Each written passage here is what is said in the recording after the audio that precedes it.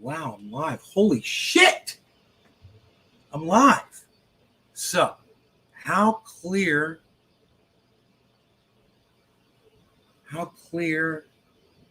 this is my, okay, so for my new monitor, okay, I'll use StreamYard, right? No. So, wait, I'll just leave this open, right? Until I figure all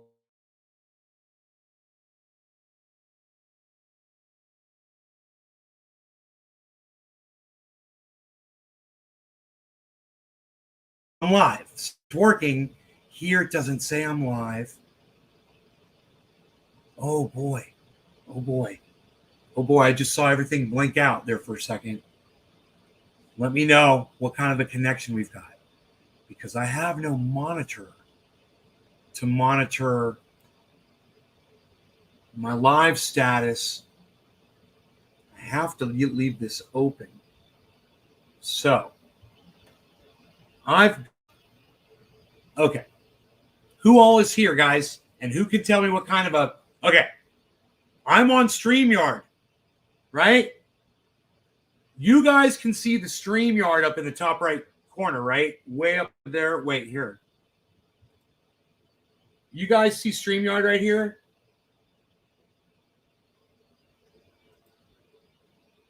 You see StreamYard, little ducky, little ducky duck. You guys see the little ducky duck? Nice and clear. You guys see everything nice and clear like? You guys see it all nice and clear? Yeah? It's not messed up anymore. For StreamYard? Okay. And I'm broadcasting to all my channels from StreamYard. It's so crazy. I still have control over the screen with XSplit Broadcaster, which shows me my CPU usage right now, which is great. And I've got access to that, right? A freaking Oracle. Dude, I got StreamYard to work, homie. It's time to celebrate, man. I got StreamYard to work. Oh my God. Bro, I've got this. Let me do a test. Yeah, let's retest. My last test was this. My last test was that, right? All right, let's test it again. 6512. Let's try it again. Holy fucking shit. It's testing 80.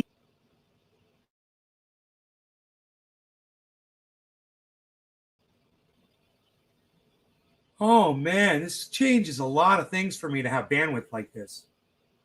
Now the question is do I drop y'all? I can see my chat counter. It says how many people are watching, man, and it's working. All right, I got 36.7. I'm not complaining. I got 36, dude. I got 36.7 on my download. My upload's 26.3. Dude, look at the test, guys. Hey, thanks. My jars came in, Fleece Geek, and the old package from November showed up after the replacement package with guitar picks. Little thank you. And I told you not to worry about it, right? Don't even worry about it. Aretha, right on. Right on. You enjoy all of that. And everything's intact.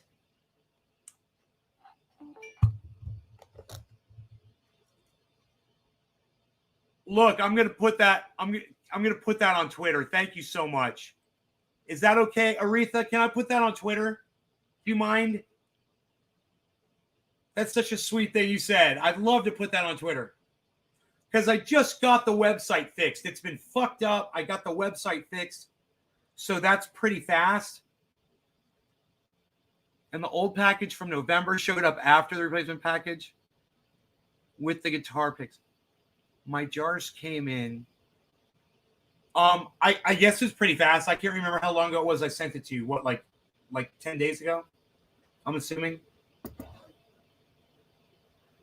You guys, look at my bandwidth. So now I don't have. Okay. Let me calm down. Okay, so even went back and ordered. Oh, thank you, Big Jar 2. Yes, Twitter away. Oh, thank you. I'm gonna do it right now. Great. Let me get this off screen.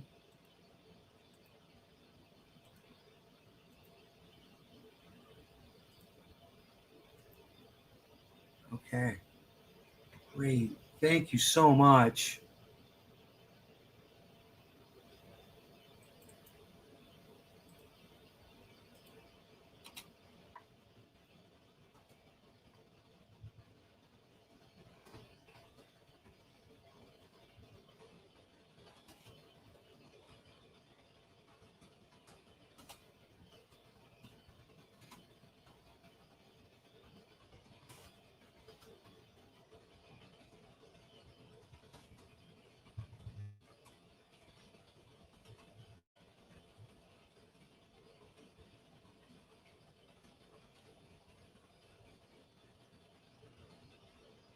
Thanks, but yours came in, and the old package from November showed up after replacement package with guitar picks. Little thank you.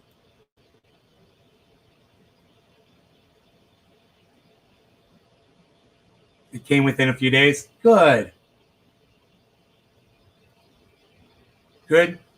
Rob? Yeah, you want to know what I'm doing, Rob? Thank you, brother. I'm going to show you. I did this in my chair, right? This is how I began. I noticed I'd get into my chair. You know, if you guys go back about a year and you listen, you'll hear me go, every time I get out of the chair, sit down. I was always in pain. So I started lowering myself down slower just because it hurt to sit down. And I realized I was like, hey, that kind of doing it slow kind of helps strengthen my muscles, so I did it more and more. And then I would just kind of do that, and I got to the point where I'd lift my legs up and I started doing this exercise right here.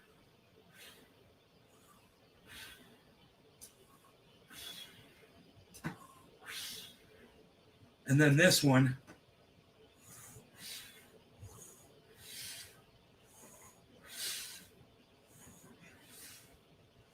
Right? In the chair. And then I started doing push-ups. And then I started working with these little dumbbells that I've got. And, I really wanted to, I want to get my stomach, I want to get like a 6-pack, and I'm working on trying to get rid of that flab down there. Billy, what's up, buddy? I'm going to enjoy this louder audio. It's hell trying to listen in my loud truck.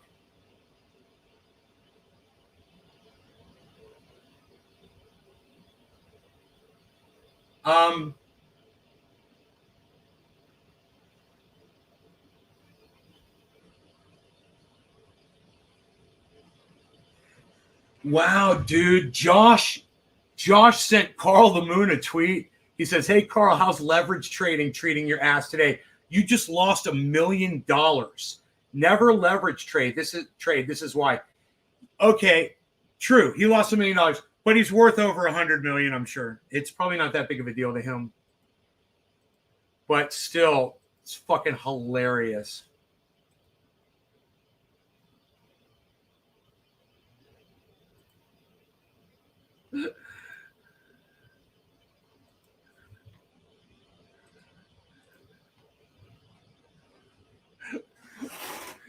A lot of people lost a lot of money, man. Leverage. Oh, dude, that they just liquidated so many fucking people. Do you understand how that worked with their leverage? So people were idiots like me, and they thought that the market was about to, do whatever. So they assumed and they betted, and then the market did the opposite of what they assumed. And when they leverage trade and they lose and they're wrong, they lose the money that they were putting into that trade. They lose it. It sucks. So Carl may have just lost a lot of money because he probably fucked up. I don't know. Like Chris says, you got to have your stop loss. And if Carl had stop losses set, he'd be fine. He would have lost, maybe $5,000 or whatever, not $1 million. Put your feet on the couch when doing push-ups to make it harder. Okay. Apostle Fabian lost $250,000 in Shiba Inu right now. Hey, man, we've all lost money, bro. Tell Apostle Fabian to get the fuck over it. All right? Everybody's purses are down right now. They'll recover. This is just, bro, listen to me, Orlando. This is what I want you to do with me right now. All right? Breathe deeply with me. You ready? In through the nose.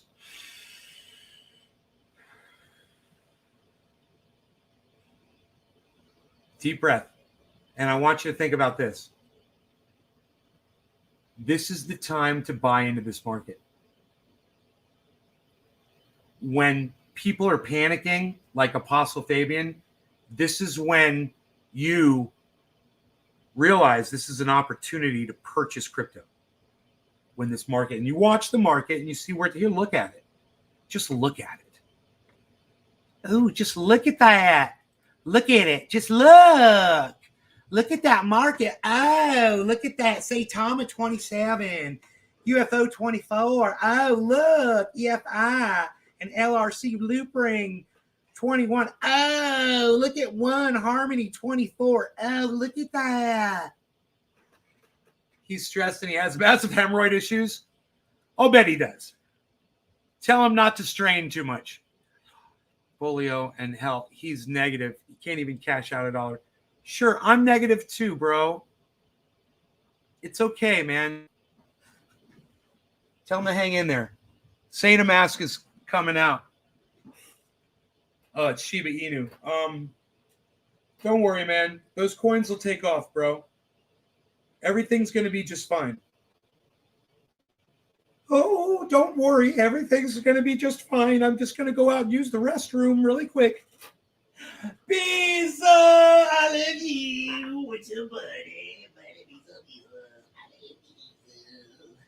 What's our status of the Robo-Dog? Activated.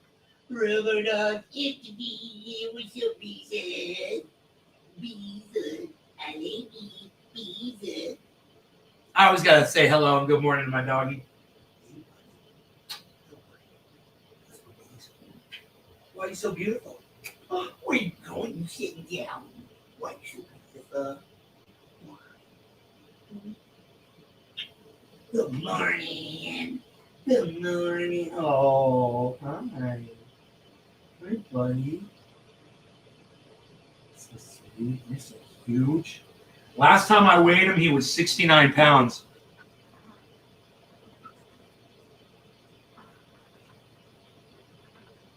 $69 pounds, man.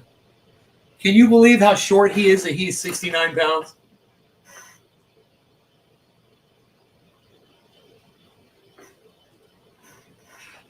Man, I tripped over him once, and he didn't even fucking flinch.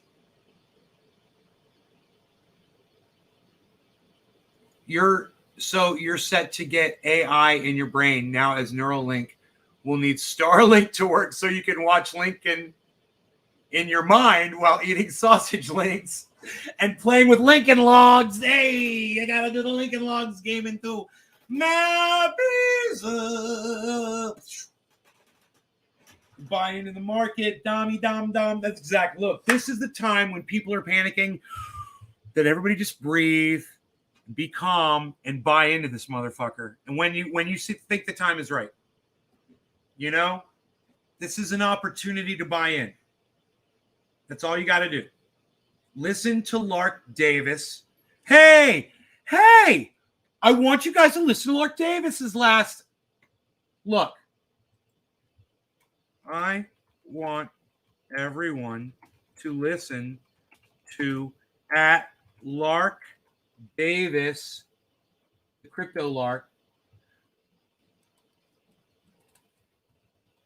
last YouTube upload. And hodl.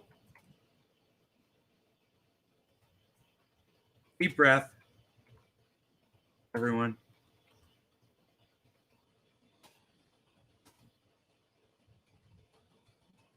When others are panicking, we're accumulating.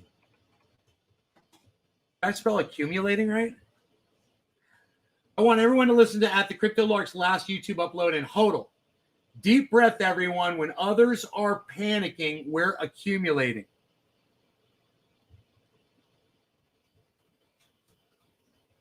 Hodl on.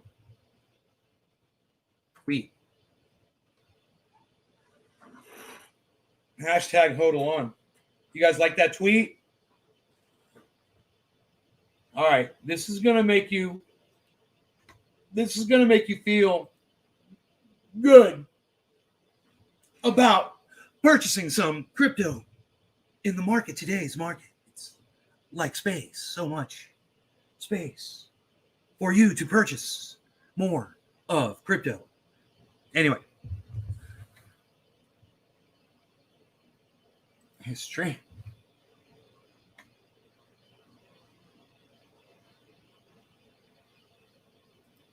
The title, the thumbnail of this video is The End. The entire cryptocurrency market, really all markets, are looking pretty gosh darn bad at the moment. I'm going to get some more coffee. Everybody now screaming for the new bear market. The Fed has destroyed everything. It's all going to zero.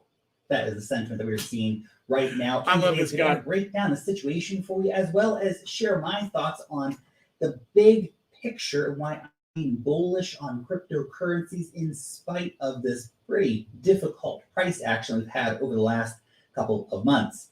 My name is Lark. Every day I make videos talking about cryptocurrency investing. So if that's the kind of content you'd like to learn some more about, or you just simply appreciate hearing about, then a quick tap on that thumbs up button would be super freaking awesome. Also, every week my team and I produce Wealth Mastery. This is a cryptocurrency investor report designed to help keep you ahead of the curve in this fast-moving market. Every single issue, you're going to get a step-by-step DeFi tutorial, an altcoin report, technical analysis, tips, tricks, airdrops, NFTs, portfolio updates, and much, much more. You can sign up for free using the link down below. You can also go premium for less than $10 a week. Now, let's get into this topic. It's one of those days where we're looking, Bitcoin, come on, do something, man. But it doesn't always do what you want it to do. Everyone wants the price of Bitcoin to go up. Of course, dip buyers will appreciate continuing to stack some sats here. Dollar cost averaging in on lower periods is a lot better than dollar cost averaging in at the peaks. I will tell you that for certain. But that is kind of the sentiment right now in the market. S&P 500 again dragging down all markets along with it. U.S. equity markets have been feeling the fear, basically. However, you have to keep in mind the S&P 500 is only down like 7% from its all-time highs, which hit 2 weeks ago. Bitcoin down almost 40%.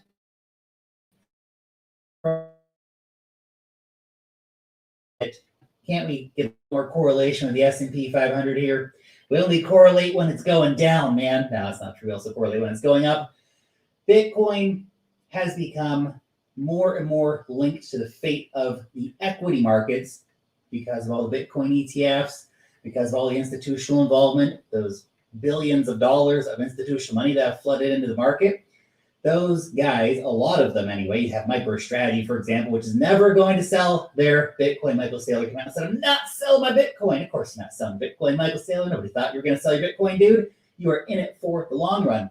But a lot of these institutional players, they're just here for a short time, right? So that is problematic, because as soon as things start to look shaky in the equity markets, these guys go running for the exits, dumping their Bitcoin on the way, unfortunately. So with the S&P 500 going down, you have to ask the question, what the heck is going on with the S&P 500? It's the Fed, man. It's the Fed. Everybody freaking out over the Federal Reserve and what they're doing, which, you know, for a crypto holder just feels so ironic that people are selling their Bitcoin because they're afraid of what a central bank is doing when Bitcoin was designed to replace central banks.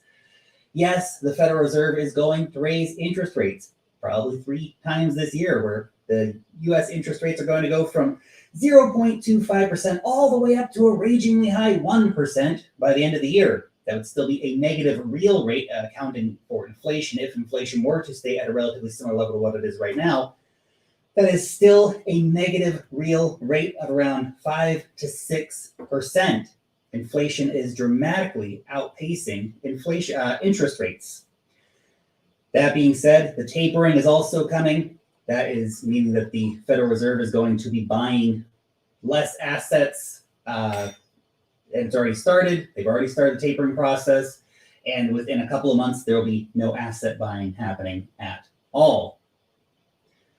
So as Jim Bianco pointed out here, the Fed has slammed on the brakes, and the panic that the stock market is going to get thrown through the windshield is happening right now. People are freaking out, at least, you know, all the institutional players, a lot of the big money guys, they're going, oh gosh, the Fed's going to ruin the party. Panic selling is ruining the party, guys, realistically. But everybody's afraid of what the Fed is doing. But when you actually understand what the Fed is doing, it's not really that scary. It's okay that they're not going to be buying up truckloads of assets. That's fine. It's okay that interest rates are going to go up, but the market does not seem to agree. A lot of these guys are freaking out.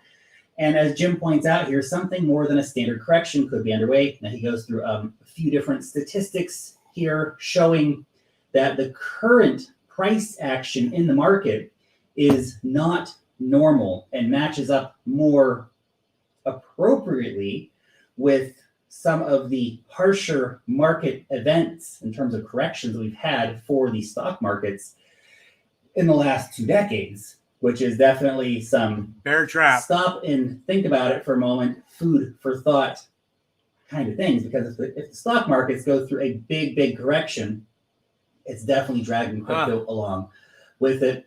He says maybe the realization the Fed is going to address inflation and slam on the brakes hard is indeed pushing this more than a standard correction narrative forward. So people remember are your freaking out. Bollinger This is, as he said, the market freaking out. S&P 500 We all down saw this 7% coming. from the all-time highs. This is the market freaking out. But We had could, all course, this go information. lower. Mike McGlone, a analyst over at Bloomberg, he said, the number one theme I've been using for months now is don't fight the Fed. If you're long risk assets, you're We've fighting known all the about Fed. this.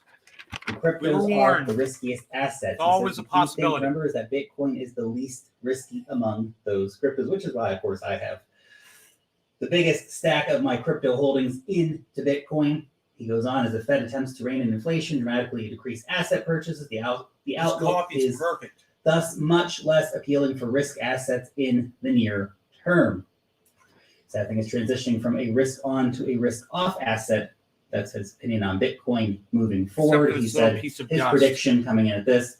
The markets pull back. Finally, we get a 10 to 20% correction in the stock market. All correlations are 1, which is usually the way it works. Bitcoin comes out better off for it. So if, just think, right now, stock market is down.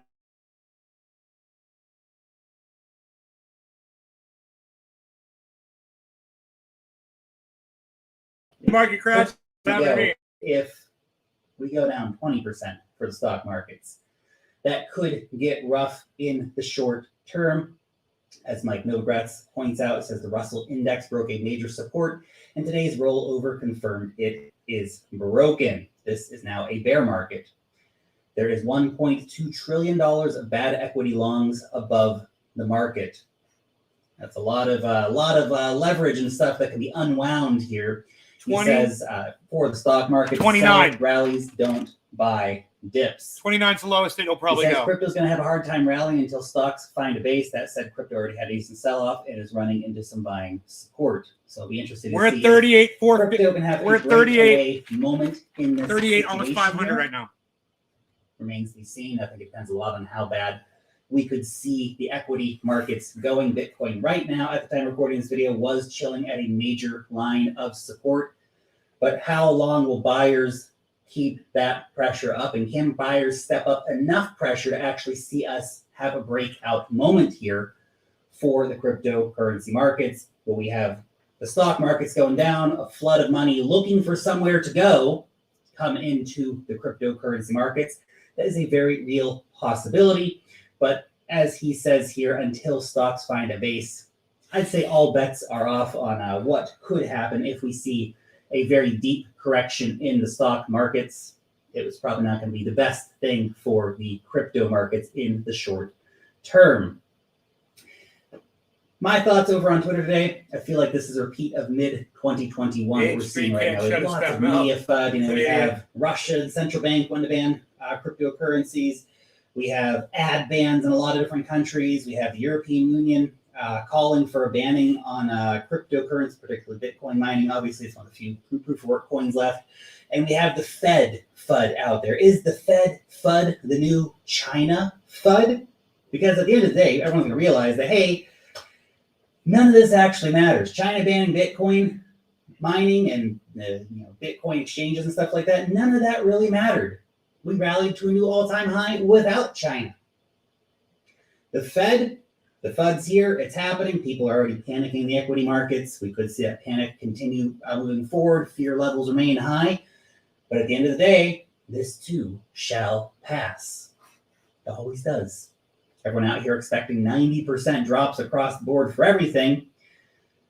That fear is very real in market right now. I got light. I can go up on the roof now. Coming for the cryptocurrency markets after one final, rinse out to get my all shoes the on. fear out of the market, wind that leverage back down. I finished my coffee. A very, very low level.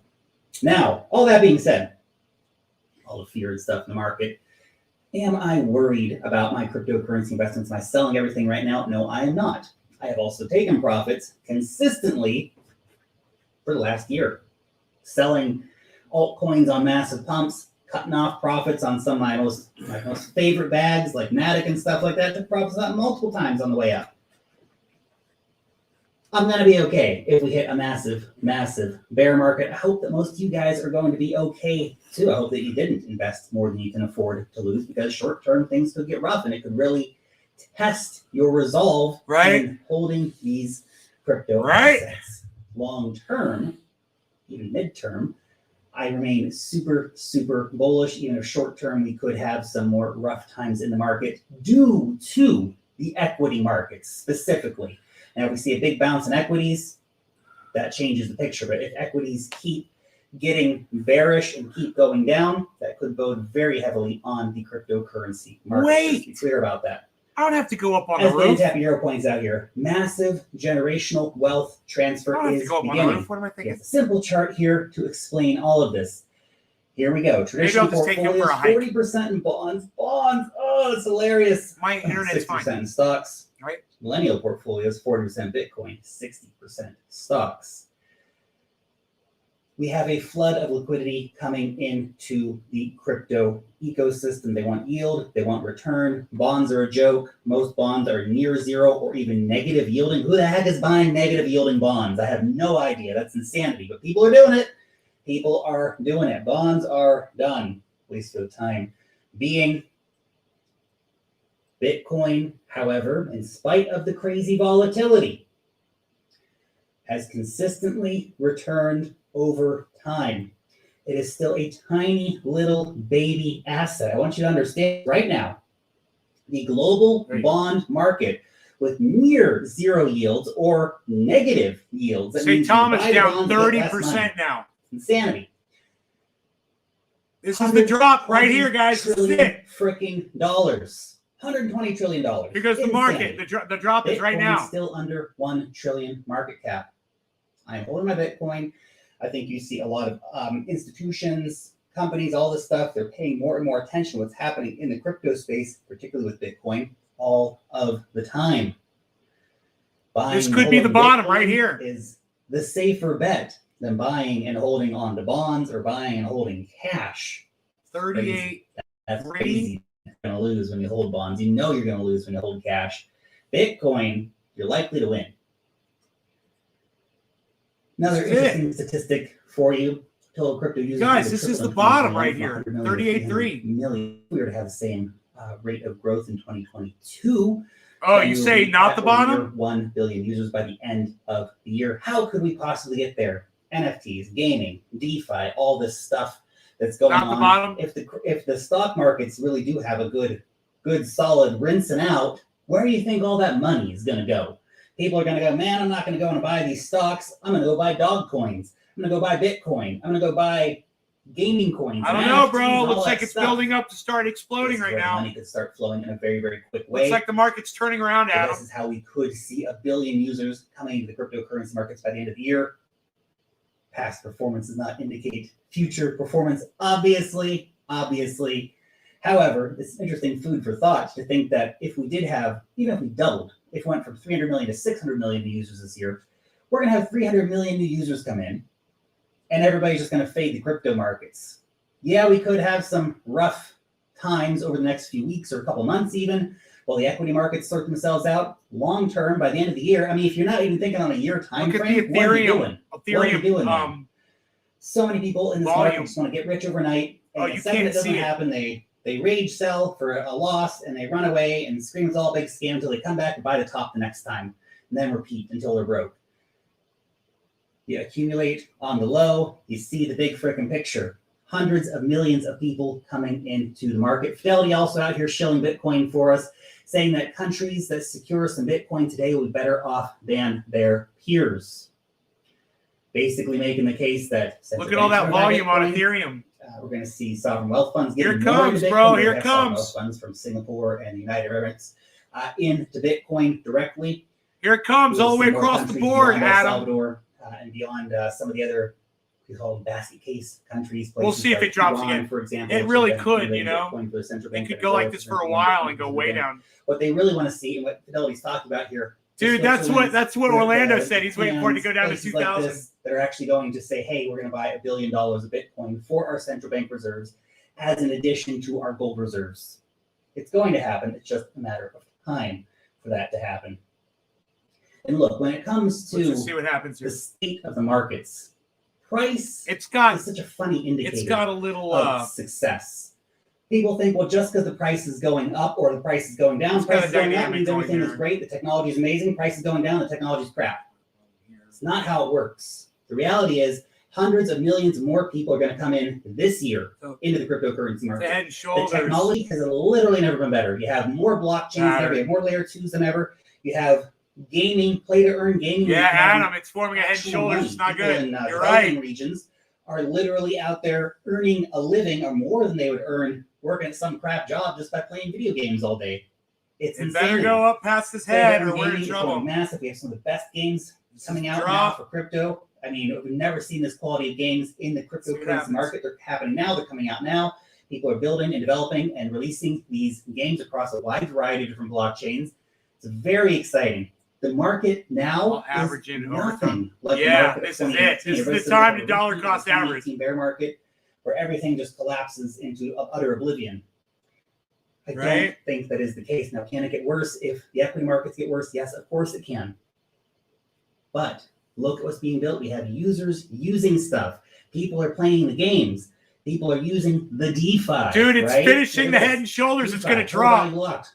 $250 billion, almost $230 billion locked across the chains.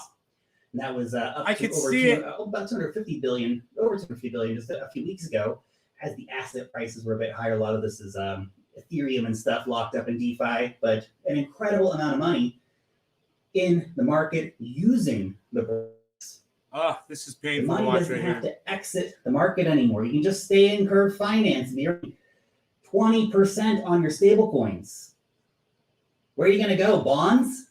You going to go to bonds? You're not going to bonds. Who's buying bonds, man? Who are these people? Who are these people who are buying bonds?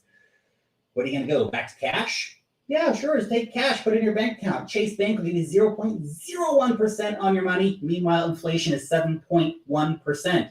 Good luck with that. Good luck with that. People are staying in the cryptocurrency markets. Adam. And look, if you are one of the 200 million new cryptocurrency users that joined in the last year, welcome. We baptized by fire in crypto land. Get used to it. This is your first rodeo or maybe your second rodeo if you were around for It's my second. I still haven't learned. Of mid 2021. You know what's going on. You're starting to get an idea for the picture of the cryptocurrency market. Wildly volatile, wildly profitable if you can survive. Anyway, just my 2 Satoshis for the day on the state of the markets, what we could be expecting in the short term, and of course, my long-term view, which has not changed on the cryptocurrency assets. Thanks so much for watching today's video, and peace out till next time.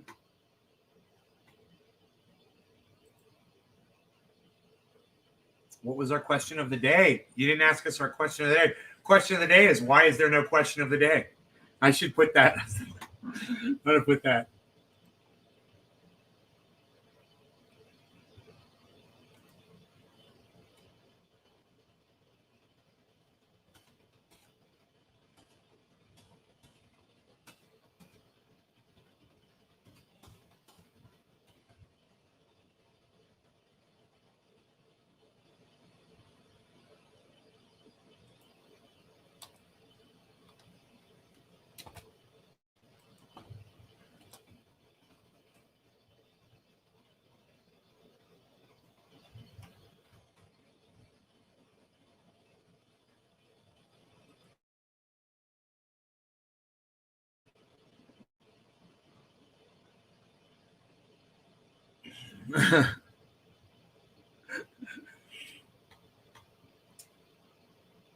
If you are ready for a time warp again.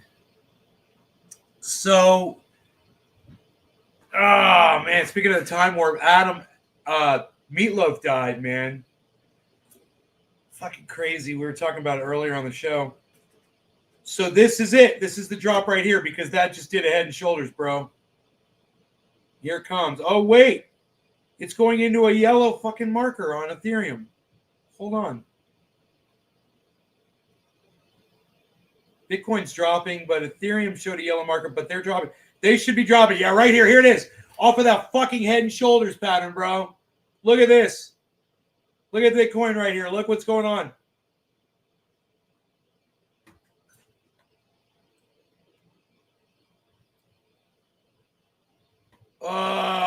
Bitcoin's dropping right on that fucking regular head and shoulders pattern, bro. Oh my God. Exactly as Adam predicted. Flipping. It's gone. You know how long it'll take to get back to 50s, even you do. And it's dropping more. You think, Billy? Billy sounds like he's lost all hope, everybody.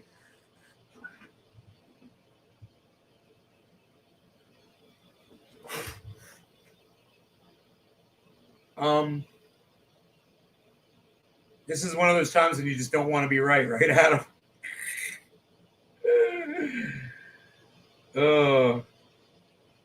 But here we go.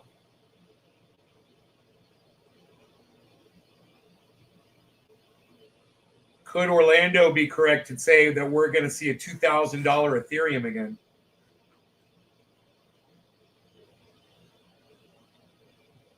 And, you know, we're under 38,351. That was our support. So next stop is 35,000. That's a $3,000 drop, guys. You think it's going to drop $3,000 right now?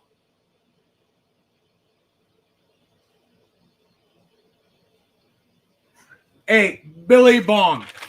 Dude, we've been talking about that for days on here, Billy Bong. I've had this page for days.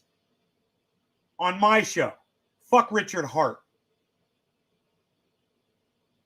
We got fuck Richard Hart when you got fucking Joe H. and your Bollinger Bands, which is obviously exactly what Richard Hart is looking at too. How dare you, Billy Bong Thornton? How dare you?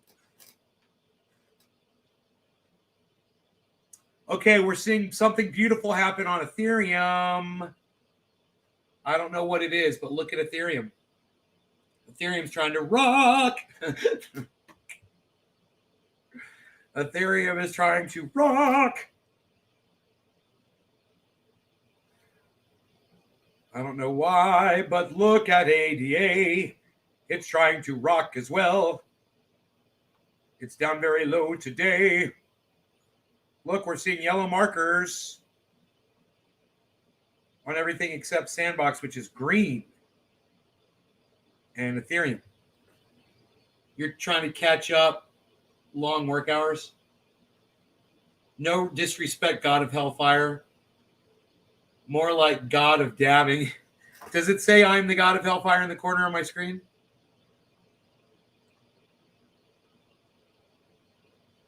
I don't even know what you guys can see. I'm not even paying attention. Oh, yeah, I am the God of Hellfire. Dude, that's blocking shit right there. Freaking Oracle. Alt season.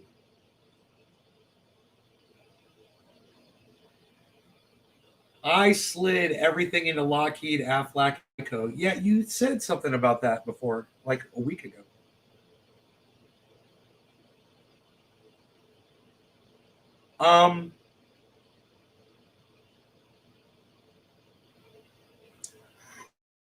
Is defying the laws of gravity right now, everybody. You know, call it what you want. But there goes Ethereum. All of a sudden. It's almost up to 2008. Holy shit, there it goes. There it goes. Look at Ethereum. Look at Bitcoin.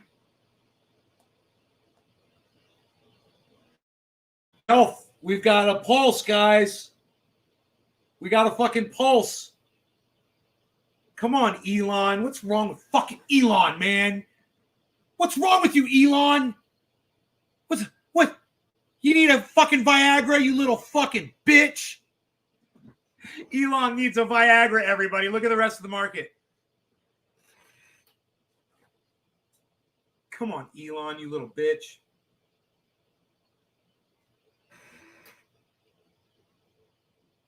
What is going on? Matic is leading the charge at $1.84.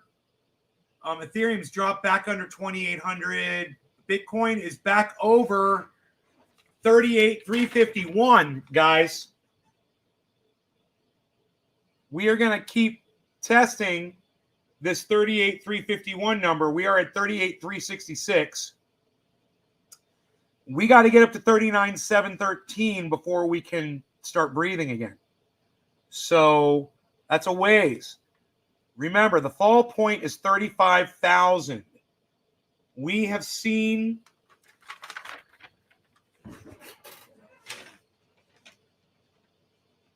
the low so far, 37.7.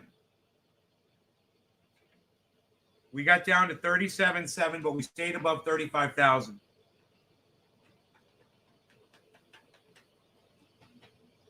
I see a tapering off of a pattern on the 24-hour. It's a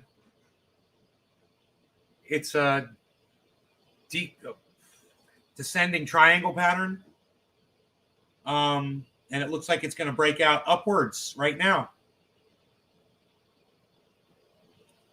This could be a breakout, man. You know, I have to kind of back out Bitcoin and look at it to see how high it's gone. No.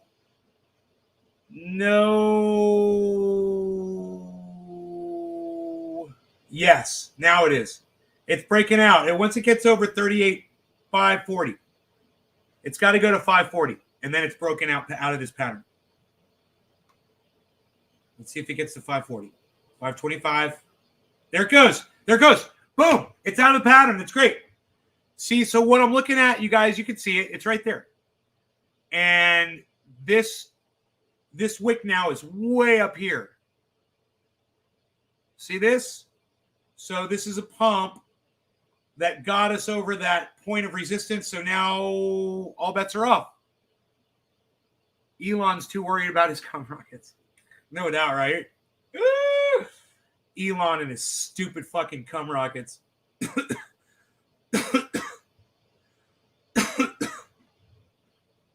Man, I wish this line was movable. Oh, no. No. It's so stupid to have all this space. I don't understand that. Space, the final frontier. These are the voyages of the Starship Enterprise. 5-year mission. All right, 38.5. Now, where we need to be, 38.351, right? And we're at 38, almost 5. So that's good. There's 5. And it's just got to get, next stop is 39.7. It's a long ways away. It's $1,000 up. Let's see how many people decide to purchase some Bitcoin right now. You know? What's it going to do, man? Adam Benson says it's going to drop. Someone going to drop a lot of money in and up. I don't know. Adam says it's going to drop even further. And, you know, I don't doubt him because we know this is possible. It can all just, you know, the whole thing can just collapse so quick. You think you see stability, you think you see some kind of pattern developing or whatever, and then it's just like, no.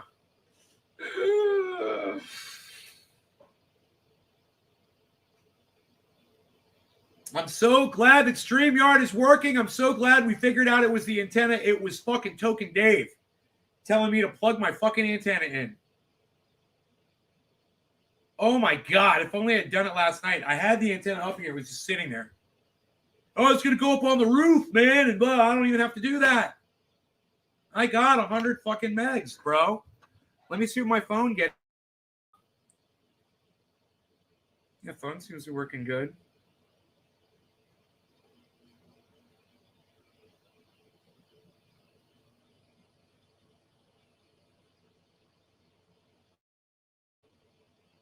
Here we go. Let me do a speed test on the phone.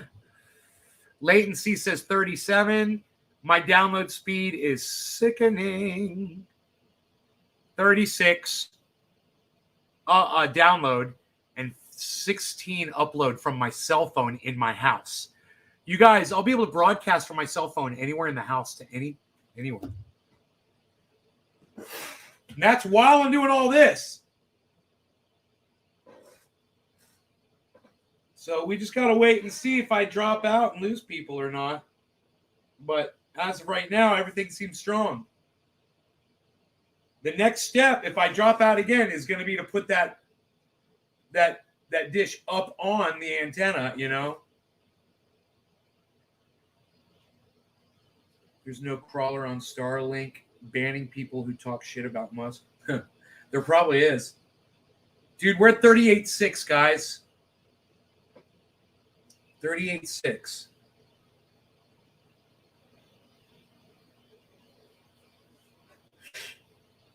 You know, I want to buy so bad, and I have no money. Once again, you know, I've got a little bit here and there. It's like you just want that opportunity to be able to say, yeah, I got some $38,000 Bitcoin. I got Bitcoin when it was at fucking $38,000, $39,000.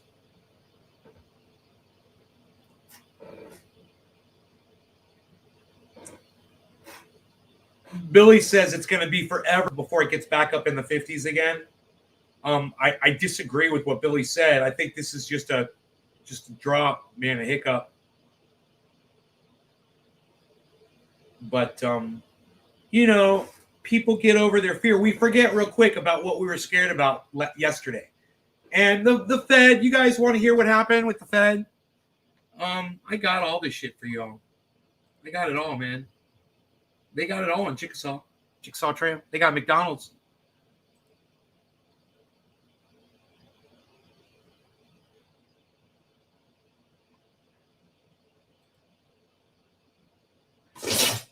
Last week, at the Federal Reserve, or the Fed as it's more commonly referred to. So the Fed is the central bank of the United States, and though it is technically independent of the US government, the 7 members which make up its board are nominated by the US president and confirmed by the Senate, aka high-ranking politicians. The Fed was established by the US government in 1913 as a response to a 3-week-long run on the banks in 1907, which was ultimately caused by certain financial institutions borrowing beyond their means. For those who don't know, a run on the bank is when everyone goes to the bank to withdraw all their money. God, I haven't watched ratios in a long time. Oh, here comes the spike, guys. Look at this 38.7. Look what's going on with the market, everybody. It's beautiful. So he's going to explain to you why a couple of days ago, an announcement at the Fed created what caused the stock market to drop a little bit and eventually affected crypto as well. But you'll see, it's like I said, people forget about this shit a couple days later. At the same time, only to find that the bank doesn't have their money because it's been lent out or lost, which causes even more people to run to the banks, and so on until a financial system collapse. Naturally, the Fed's initial purpose or mandate was to ensure that regular banks always have liquidity, money, to meet demand to make sure these bank runs never happen again. However, in 1977, the Fed's mandate was expanded to, quote, promote maximum employment and price stability. In other words, keep unemployment and inflation. Billy, I'm so glad to hear you say that, because I remember once he was wrong about something and you lost some money and you're upset about it. I'm so glad that ratios is making you money. It's made me money too when I used it. Low. Not surprisingly, this dual mandate was introduced following the extreme inflation the United States saw in I bet you'd saying buy right now. The Fed was eventually able to get inflation under control in the early 80s by raising interest rates to almost 20%. Hey, look, Elon finally caught up. Now, the Fed typically raises interest rates by selling government bonds, aka government debt, and lowers interest rates. There goes Elon, by 1041. Bonds. Now, it's a bit more complicated than that, but let's keep it simple for the sake of this video. I got it 13. And our collective sanity. Now, high interest rates make borrowing more expensive and incentivize people 38.8, almost 38.9, since their money will be worth more tomorrow than it is today. This eventually reduces asset prices, but runs the risk of harming productivity and employment by extension. Conversely, lowering interest rates makes borrowing less expensive and incentivizes people to spend rather than save. This increases the money supply via bank borrowing, which runs the risk of increasing inflation, but this eventually creates new jobs, which lowers unemployment and increases productivity. This means that the Fed is constantly engaged in a sort of balancing act, making sure interest rates stay low enough to stimulate the economy, but also making sure that interest rates don't stay too low for too long, or else there'll be too much inflation. The only problem is that this balancing act hasn't exactly gone to plan. As you can see, the Fed has been gradually reducing interest rates over the decades, and every time it's tried to increase interest rates, it's had to reverse course. This is essentially because individuals and institutions have borrowed too much and have become addicted to low interest rates. This is great. Look at the market. Raising interest rates even by a little bit means many of them must start selling assets to pay back their debts, and this causes asset markets to crash across the board. Again, it's a bit more complicated than that, but let's keep it simple. As a result of these and other factors, the Fed finds itself between a rock and a hard place. Raise interest rates and risk crashing every asset market in the world, or keep interest rates low and risk hyperinflation in every country that uses or is dependent on the US dollar, which is basically... We hit 38.9 and bounced down. Luckily, the world has a savior, and his name is Jerome Powell. Jerome Powell Now, is the current chairman of the Federal Reserve, and he was recently renominated to serve a second term by US President Joe Biden. Now, Jerome has an interesting history, to say the least. He holds a bachelor's in politics and a law degree from Georgetown University, where his grandfather used to teach. Following a law firm fling, he worked for a Wall Street investment bank whose chairman went on to become the Secretary of the Department of the Treasury. Jerome was subsequently hired by the Department of the Treasury. Nothing out of the ordinary, I assure you. For those unfamiliar, the Department of the Treasury is the part of the US government that's in charge of all the money, and it works closely with the Federal Reserve.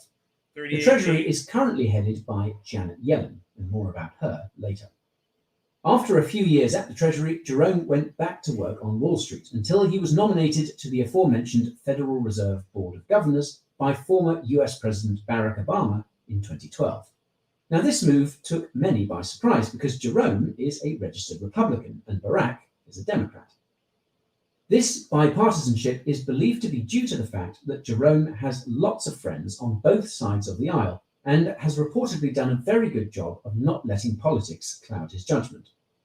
Jerome's 2012 nomination consequently marked the first time in over 30 years that a Fed board member had been chosen by a president from the opposing party. In 2018, Jerome Powell was nominated by former US President Donald Trump to become the chairman of the Fed, the highest possible position at the institution. Upon taking up his post, Jerome immediately began raising interest rates, which drew the ire of President Trump, who insinuated on Twitter, where else, that Jerome was a bigger enemy to the United States than the leader of a country which the former US president is famous for pronouncing. You know which one. As I pointed out in the image earlier, the Fed's so-called taper tantrum in 2018 didn't last long because it caused asset markets to crash in 2019. This prompted the Fed to reverse course and start buying bonds again, and the markets rallied on the news of the announcement. When the pandemic began, the Fed doubled down on its government debt purchases to support the economy, which was obviously scared shitless, if you'll pardon the French. The Fed even started buying corporate debt, something which it's technically not allowed to do. Now, as far as I understand, a loophole was made possible by holding these assets with the Department of the Treasury, which is coincidentally headed by Janet Yellen, the former chair of the Fed. In any case, these actions earned Jerome lots of praise from then President Trump, but Jerome warned both politicians and the public that the Fed's relentless spending would cause serious inflation and wealth inequality in a testimony early on in the pandemic. In 2021, we started to see the inflationary effects of the Fed's monetary policy, with record inflation numbers being reported almost every month. Many analysts believe that Jerome would have moved to increase interest rates sooner were it not for the fact that his term was coming to an end, and it's unlikely that he would have been renominated if he had scaled back the constant stimulus the Democratic Party desires. As such, Jerome played it safe by saying that inflation was, quote, transitory, and allowing the stimulus to continue until he was successfully renominated by President Biden in November last year. Ever since then, Jerome has returned to his hawkish ways, and last week he appeared in front of the United States Senate for his confirmation hearing, which I will finally unpack. As a quick aside though, hawkish is a term used to describe a Federal Reserve Board member who is concerned about inflation, while dovish is someone who prioritizes other issues over inflation. Important not to get our birds mixed up. Jerome Powell's Senate confirmation hearing started out as most such hearings do, with opening statements from the most senior representatives of both political parties. First up was Democratic Senator Sherrod Brown, who blasted Jerome for all the insider trading going on at the Fed, amongst other things. More about that in the description. Next up was Republican Senator Pat Toomey, who blasted Jerome for all the inflation the Fed has caused, but acknowledged that much of it is being caused by supply chain issues. Then Jerome took the stage with his own opening statement, where he started by swearing that he's telling the truth, the whole truth, and nothing but the truth, and I don't know why anyone would say otherwise. Jerome then explained that the economy was doing great until the pandemic came along, and that the Fed is now focused on fighting inflation because employment is looking strong. Now, the key word here is looking, because even though unemployment is low in the United States, millions of people are opting out of the workforce, which is something that even Jerome acknowledged during the questioning period that ensued. The first to tango with Jerome was Senator Brown, who asked whether Jerome would commit to addressing issues that are outside of the Fed's mandate. Jerome eloquently responded that the Fed will address these issues to the extent that they fall within the Fed's mandate, which is again low unemployment and low inflation. Senator Toomey was second in line, and he asked Jerome point blank if the Fed will continue its stimulus or begin cutting interest rates. After reiterating that many of the inflationary pressures we're seeing are coming from supply constraints, Jerome said there's not much wiggle room to increase interest rates without crashing the economy. And if that happens, the Fed could begin purchasing other assets, such as ETFs. Now, this is crazy, and also reminds me of a Decrypt article which analysed whether the Fed would ever buy Louis Bitcoin. Anderson died. It No now way, sounds like man. the Fed could theoretically Dude, buy everybody's a spot dying. Bitcoin ETF if The it's approved. fuck? And you can learn more about the likelihood of that by watching my video about it. Link in the description. Anyways, the third politician to take a turn with Jerome was Democratic Senator Jack Reed, who highlighted the fact that the economic growth the United States has supposedly seen since the 2008 recession hasn't really been felt by the lower rungs of society. Jerome didn't really have an answer for that one, but pointed out that he wasn't chair of the Fed until 2018. Not my responsibility, Governor. As you might have guessed, most of these asymmetric wealth effects were caused by the dovish policies of Jerome's predecessor, who is, of course, Janet Yellen. The fourth politician to follow up was Republican Senator Richard Shelby, who asked Jerome why he said inflation was transitory last year when it clearly wasn't.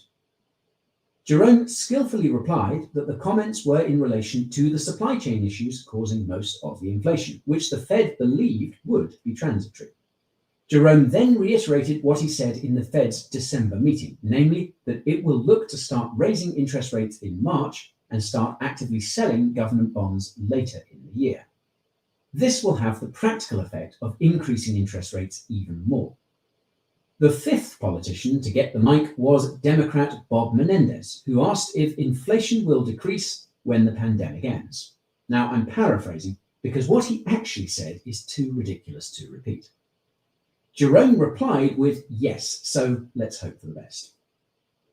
The sixth senator on the stand was Republican politician Mike Crapo, who asked Jerome about the crypto report the Federal Reserve had promised to release in the summer of last year. Jerome answered by saying the report will be released in the coming weeks. This statement made the crypto news headlines, and you can bet I'll be covering that report when it comes out. Mike also asked Jerome if inflation will continue past 2022, and Jerome said that he thinks inflation should slow down by the end of the year, and the Fed will accelerate its taper. Yeah, meatloaf, I know, man. Taper is another word for reducing stimulus, by the way. His name was Robert Paulson. The questions then asked by Senators Testor, Rounds, Warner, Tills, and especially Warren aren't really relevant, so I'll skip over those if you don't mind. Fun fact, Senator Warren is the only politician who voted against Jerome's Federal Reserve Chair nomination in 2018. She's also extremely anti-crypto, especially when it comes to the alleged effects of crypto mining on the environment. You can get the facts about that by using the link in the description. Anyhow, Republican Senator John Kennedy set the scene for his questions by telling Jerome that he is likely the most powerful person in the world, and he must therefore preserve the independence of the Fed from the devilish desires of both political parties. John specified that this is because, quote, political fads can come and go, but the dollar must not. A powerful statement, to say the least. John then showed the room a graph of the United States debt and asked Jerome how much higher the Fed will allow it to go and what will happen if the debt doesn't stop. Jerome sheepishly replied that the Fed will address the debt issue, and he honestly couldn't have been any less convincing. Democrat Senator Chris Van Hollen opened up with his own important question, which was when the Fed sees the supply chains improving. Jerome said he doesn't know and cited the draconian pandemic lockdowns in China as the source of his uncertainty. Republican Senator Bill Hagerty posed another important question, and that's what effect the incoming Fed board members nominated by President Biden will have on monetary policy. And yes, I'm paraphrasing again so as not to piss people off. Jerome responded by saying that the Fed's board tends to be pretty balanced in its policy opinions, and you can actually see the different opinions its constituents have about inflation using something called the Federal Reserve dot plot. The current dot plot suggests that a rise in interest rates is imminent, and it's unlikely that any dovish Fed board members will change that, especially since much of the institution's power lies in the hands of Jerome Powell himself. Note that this is just my amateur analysis. It seems that Democratic Senator Catherine Masto was the only one who really asked about the Fed's insider trading, and that might be because all the politicians are doing it too. Jerome replied by saying that the Federal Reserve has put in a new policy that prevents board members from trading stocks without oversight. Now, knowing the Fed, there's probably a loophole somewhere, and later Jerome admits that it has yet to make its insider trading policy public, so my speculation is justified. Pro-crypto Republican Senator Cynthia Lummis then charged in with her own line of questioning about why the Fed won't give banking licenses to crypto banks in her state of Wyoming. This exchange also made the crypto news, and the TLDR is that Jerome is scared that hundreds of other crypto banks will emerge and apply for the same license if the first few get approved, and he should be very afraid indeed. Senators Smith, Kramer, Ossoff, and Dane asked more or less the same questions as their predecessors, and the only one that stuck out to me was a question by Senator Dane, who asked Jerome whether blackouts caused by energy shortages would threaten the financial system. The answer is obviously yes, and it reminded me of a concern I have about proof-of-work crypto mining's energy consumption. You can learn more about that using the link in the description. Jerome Powell's confirmation hearing concluded with a few more questions from Senator Toomey and Senator Brown, and the only ones worth mentioning were Senator Toomey's questions about central bank digital currencies. When asked whether the Fed has what it takes to be its own retail bank, Jerome answered no. When asked whether a central bank digital currency could coexist with stablecoins and cryptocurrencies, Jerome answered yes. Now, this brings me to the big question, and that's what all of this means for the crypto market. If you've been keeping up with the crypto headlines, then you probably already know the answer. I'll start by saying that Jerome Powell seems to have a very favorable view of cryptocurrency. He doesn't think crypto is a threat to financial stability, and he even met with Coinbase CEO Brian Armstrong last year to discuss crypto policy. The only concerns about crypto Jerome seems to have relate to stablecoins, and he coincidentally raised his voice on the matter after the meeting with Brian. I say coincidentally because Coinbase is part of the Center Consortium, which governs the USDC stablecoin. As far as I can tell, all Jerome wants is to have oversight of stablecoins, and I wouldn't be surprised if he sees them as a convenient way for the Fed to keep inflation at bay, since most of the assets backing stablecoins are government debt. Big think. Even though Jerome is apparently pro-crypto, it doesn't change the fact that when he says the Fed will raise interest rates, the crypto market crashes along with almost every other asset market. The key word here is says, because markets tend to react to the news, not the actual event. And there's even some evidence to suggest that the crypto market might actually rally when the Fed begins to taper in March. Besides the fact that interest rate hikes take time to affect the economy, the market tends to interpret interest rate hikes as a sign that the economy is strong enough to support them. This has occasionally led to unexpected rallies across the board. Whether this rally will last is a different question, however, and history suggests that it's only a matter of time before markets crash. At that point, the Fed will be forced to provide stimulus, but with no wiggle room to move, it's possible that we will enter a period of hyperinflation and a collapse in confidence in the US dollar. If I had my tinfoil hat on, I'd tell you that this was the plan all along, because the only way you can convince the population to adopt a central bank digital currency is to completely devalue the existing money in the economy. If you're wondering what exactly the central banks have planned, you can find out using the link in the description. As for me, my bets are on BTC. That's it for my analysis of Jerome Powell. That's good, man. So, they put a lot of fear out there, and a lot of people will forget all about this in a couple days, and everything will snap right back, and the market should be fine.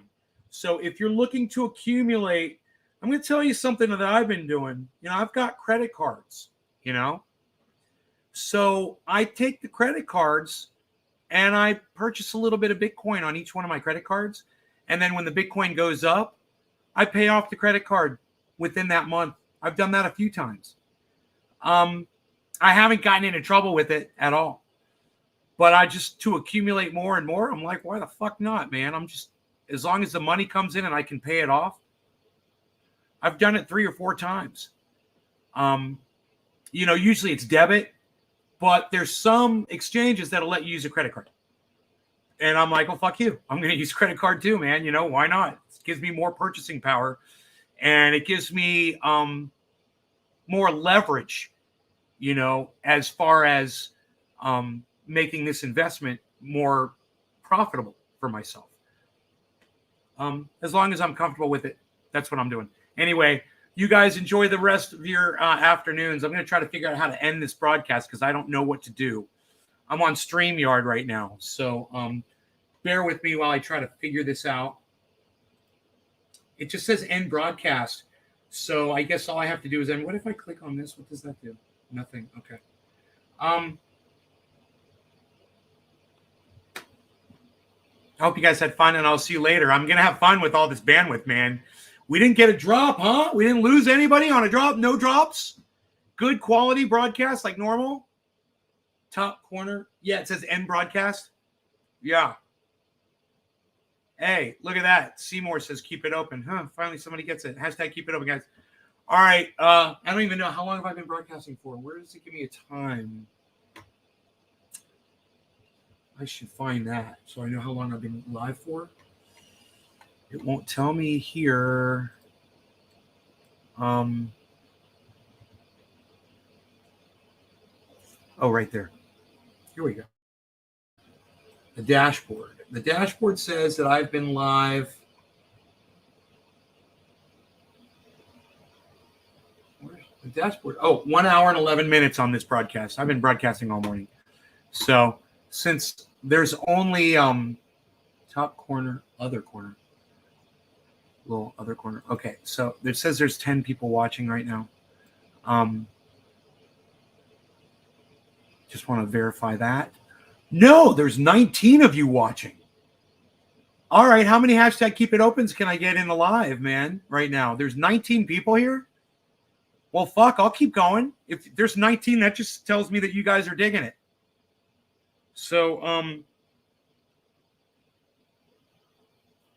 wow. Can I get some hashtag keep it opens? Independent Left News, you want me to keep going? Hey, man, I'll go for my 3rd cup of coffee. Fuck it. Let's do it, man. What do you guys say? Let's do it.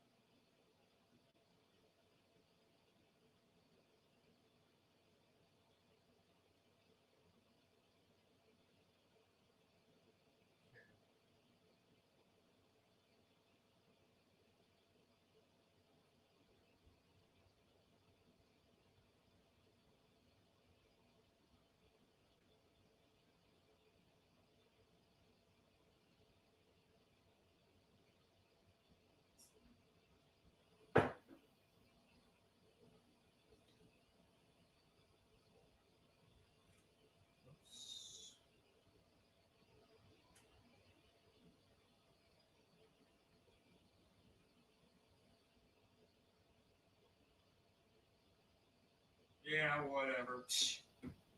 Unreal.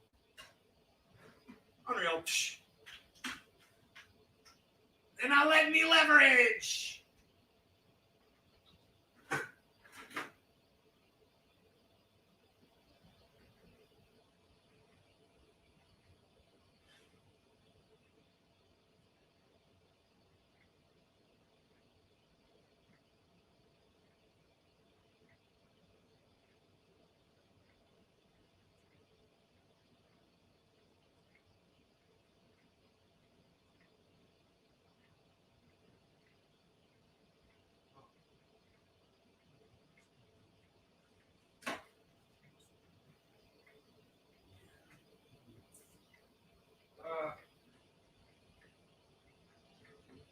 They're not letting me leverage.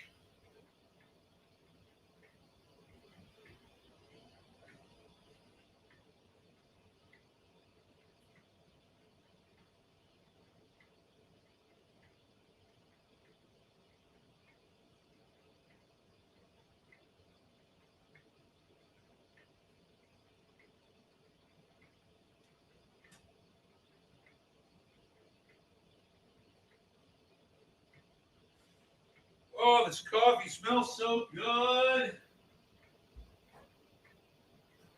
What can I say? What can I say?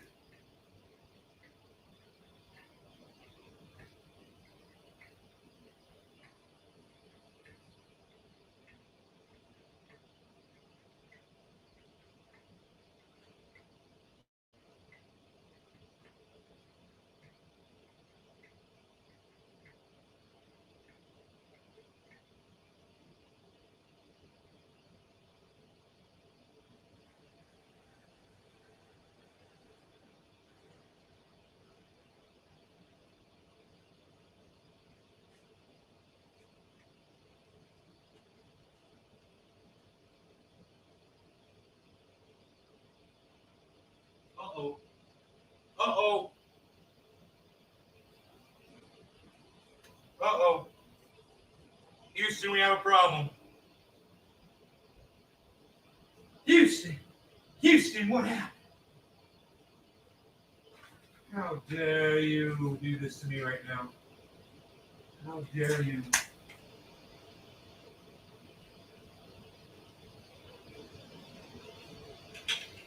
I'm so confused.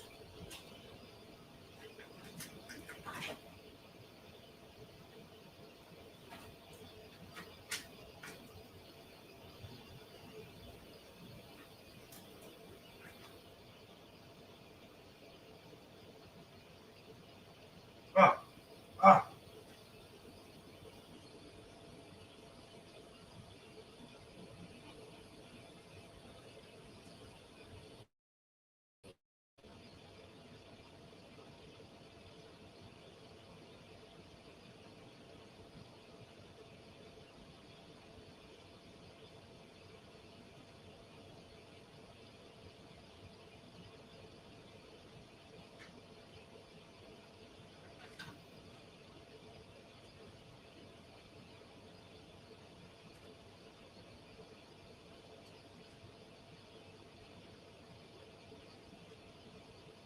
Oh, man. Unbelievable.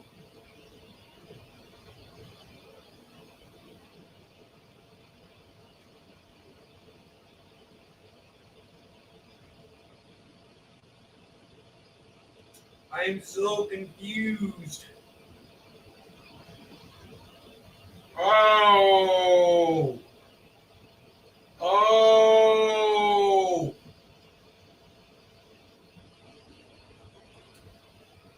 Hold, please. Ah, ha, ha, ha, ha. Yes. We are good.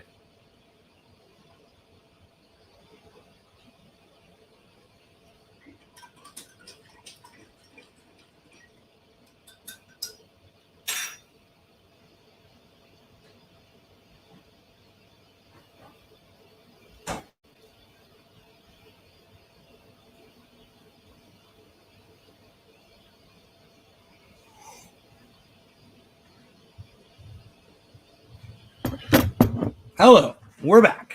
Sorry about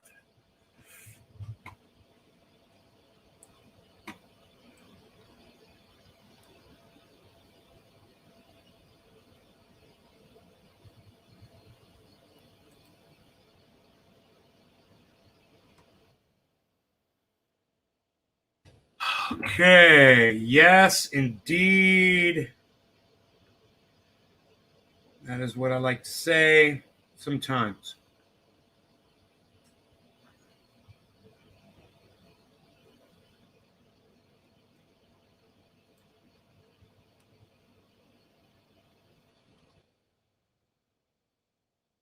Real. Real pal. Nobody's even doing it like that anymore.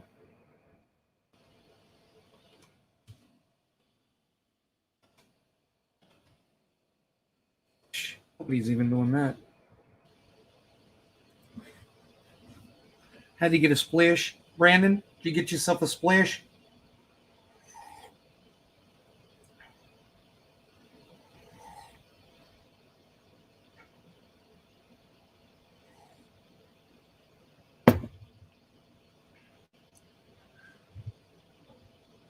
Mm.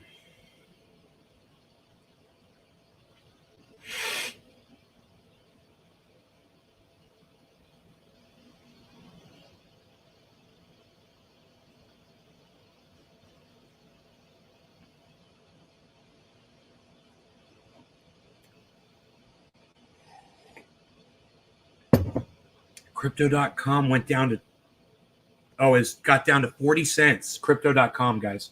Holy shit. Mm.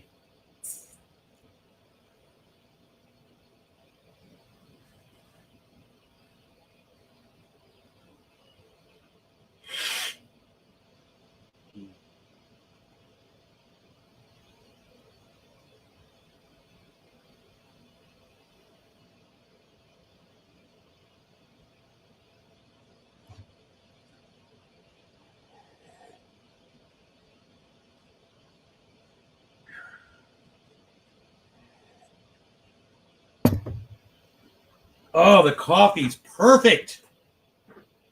Yeah, man. Well, I can't wait to try it out, and see if we can get people in StreamYard and see how the connection is. That'll be the next thing. So I'll be broadcasting from my phone to Instagram. And if I get a TikTok following, I'll be broadcasting to TikTok eventually, hopefully,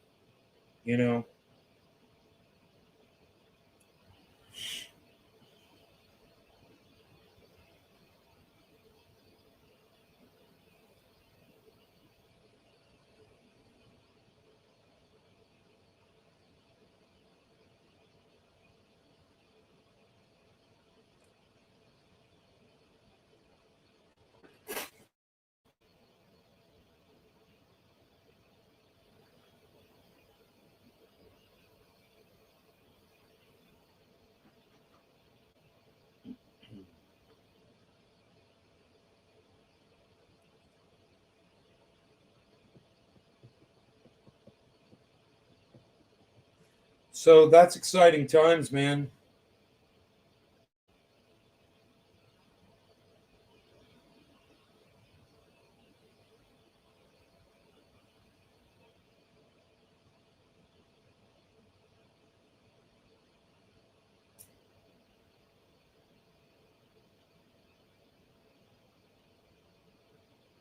I mean, for me, if I wanted to pick up more Cardano, it's literally under my buy-in on Cardano right now. Get rid of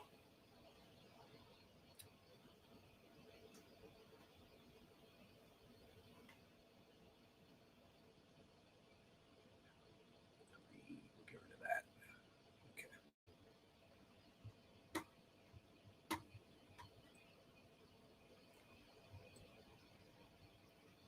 Look at Cardano's at $1.21, man. My buy-in on Cardano's like my average buy-in on Cardano is $1.27. So if you wanted Cardano, you could literally be buying in under me right now on fucking Cardano. Just saying, if you bought Cardano right now, you would be buying under me. It's one of my favorites. I've got thousands of dollars of Cardano.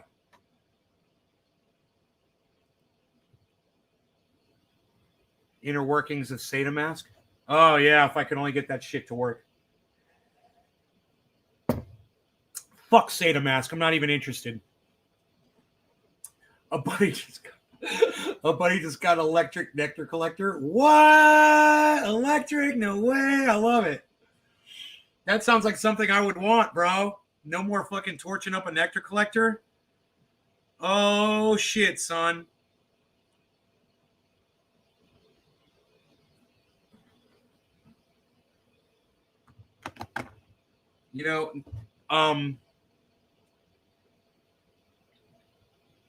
I had to pick up a little bit of Cardano and I had to pick up a little bit of Bitcoin, and I did just get a small amount, but I lowered my my buy-ins by doing both of those purchases. It was so far under where I bought them both at. Everything else I looked at to purchase except for synthetics was above where my buy-in was. That's not true on everything, but just what I looked at. Synthetics is under my buy-in, guys. So if you want to get under me on synthetics, you could buy it now, and you'd be under my average buy-in on synthetics. So that's a good one, man, to get that if you're over there on Celsius and get that fucking APY. But I looked at it and I was like, no, I'm not going to pick up any more synthetics right now. I really like the idea of using credit cards to do this, man. I really like that idea. Because if you pay that off within the month, you're not paying any interest on the card. It's not really costing you any money. It's like free money. You know, as long as you pay it off. It's like having more access, man, and I fucking love it. It's almost worth getting a couple extra credit cards, man, just to make crypto purchases on. And just a little here, a little there, a little there, a little there, and pay it all off. And just watch it build. You know, you hear somebody, I sold my car and I bought a bunch of Dogecoin. I became the Dogecoin millionaire. You know, they took risks. He couldn't drive to work anymore. You know, but he became a millionaire because he did that. And you think, yeah, you know, if you take those risks at the time when everybody else is selling off their shit, you could be the next millionaire on this shit. You could be. You know, as a long-term store of value for me, you know, to put my wealth in and let it sit there and accrue over time, it's perfect. And to have those little risks along the way, it makes it even more exciting. You know, it used to be stressful for me. I used to get stressed. And I was like, oh, I can't trade. I can't do anything. I can't look at it. And now I'm like, oh, dude, this is kind of fun. Even during a time like this, actually, you can make it more fun. It's called a Seahorse Pro. Thank you, bro. I'm on it. I'm on Twitter right now. Thank you, bro. If you want to come on the show, Billy, you know, I've got StreamYard up. I didn't know if you were, you know, it's morning time. I know you got to get pretty and shit. I know how you are. Getting all dirty. Wow, look at that fucking thing. $2. Yeah, bro. Nectar collector. Does it have water in it? Yeah, water, right? It looks like a water chamber in there. Me like it. Me like it. Is it electric battery? Is it a battery? Use a battery. Batteries. Use batteries. Got a battery. So use battery. It's got a battery in there. Using a battery, bro. Use battery, bro. Using a battery, bro. Uh-oh, big drop, big drop. Big drop in the market here, guys. Is it a hiccup? Is it a little correction on the way up? Do we have a turnaround in the market yet? Nothing that I follow is in green. Saitama went all the way down to 41% negative. But that's the worst one, Saitama. Man, I'm glad I don't have a lot of money in Saitama.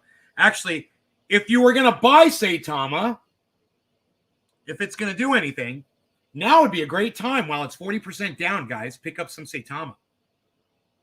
You know, really get in where Oracle did. Oracle, how's your Saitama looking, bro? I'm joking about it. I'm sure you got in before this price, but let us know how your Saitama is looking.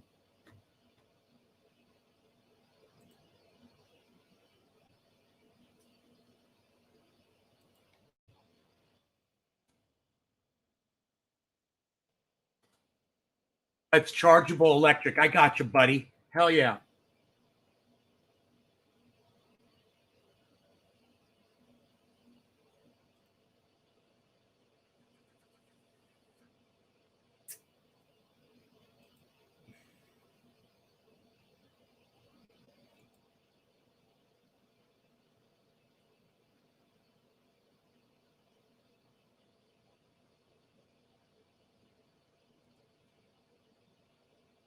Whoa.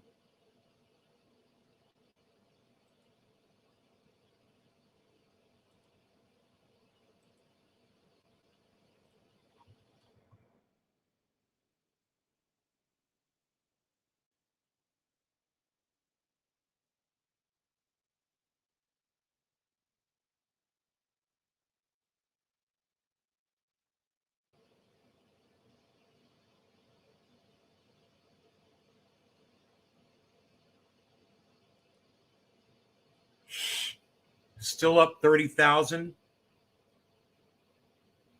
Wow, where did you buy it at, bro? $30,000 of Saitama you've got? Bab Blue Draws, what's up?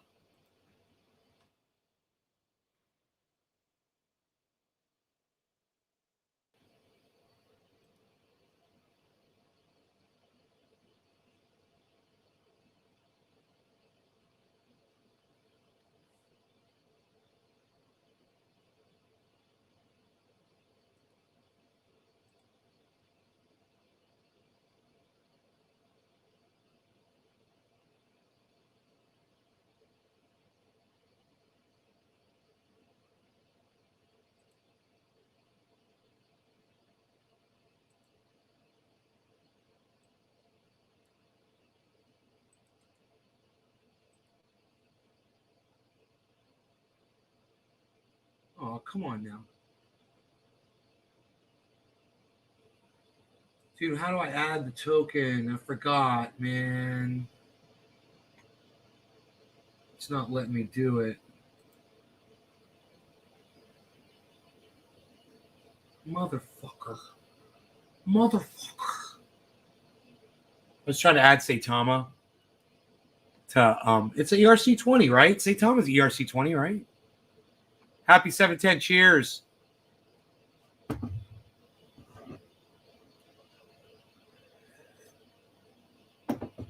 How do you add a fucking token, dude? You hit select token, go to the bottom. There's no place to add. I mean, where it says search, I type it in the search, but it doesn't bring up Saitama. It doesn't bring up Saitama's contract. When I paste it in there, it doesn't work. Motherfucker. I was going to pick up a little Saitama. That's negative 40%, bro. Because I like to throw good money after bad. Yeah, it's not working. Can't find. It just says can't find token. No tokens available matching. No one. No. Not going to work. Not going to do it. No tokens. Sour Lifter? Huh. Where do you get all these crazy strains from? A dispensary? Okay, MetaMask has failed me. What can I say?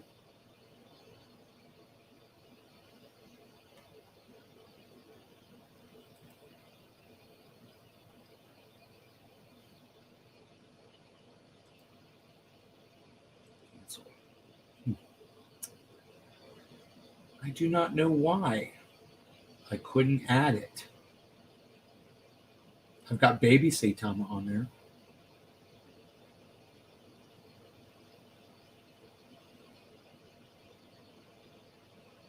Got that Impact XP. Getting them reflections, bro. Says I'm at 4,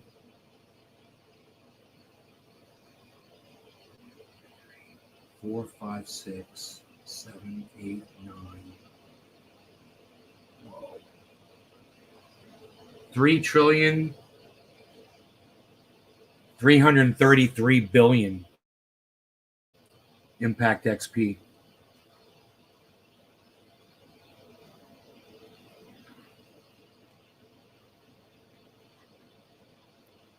But there's a farmer. In quotes, I love that, bro. But there's no dispensaries here, but there's a farmer's market where we purchase cannabis. I love it. So, yeah, Saitama's already going up. See, I'm missing my goddamn set. I'm not going over to that other app to buy more Saitama. Fuck that app. I don't trust it anymore. Fuck that app.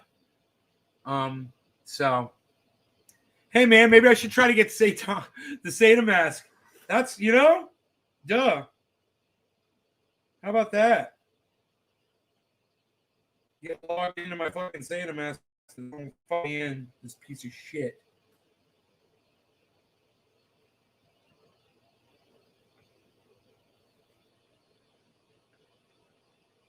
Register. Gotta register all over again.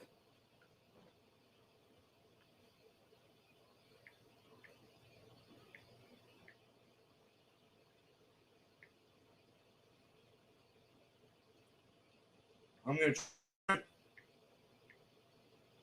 email address. I'm going to try a different password.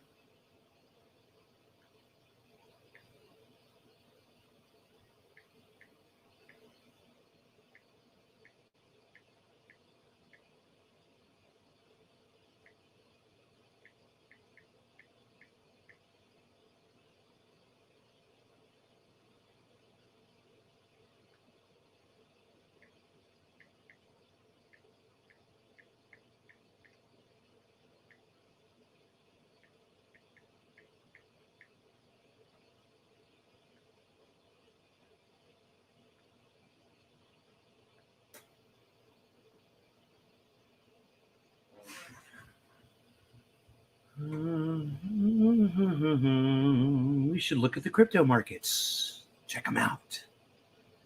They're vast. I'm not going to. I'm right. This is what I got to do here really fast.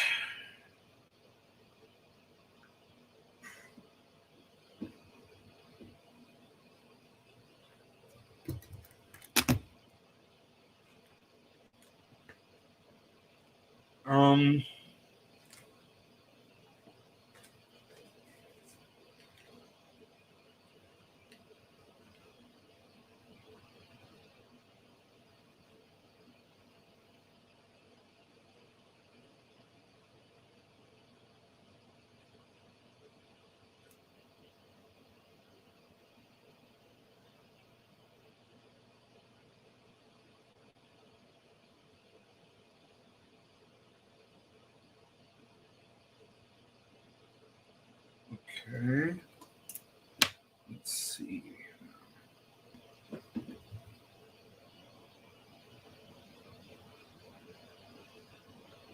Sending data, creating account, it says. Congratulations, you're registered. Please insert the code that we sent to your email in order to activate your account.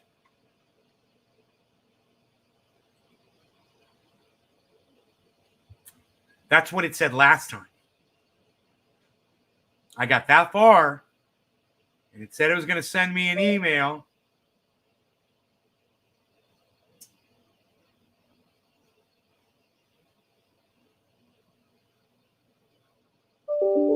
Hey, there's an email.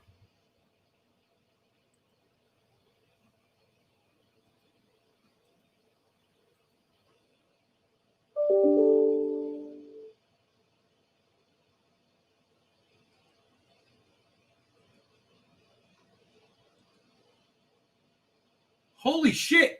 Holy shit, it fucking worked, man. Oh my God.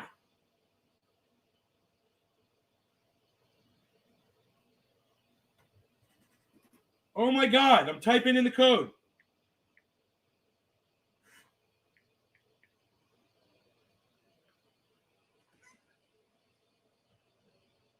Dude, Santa Mask.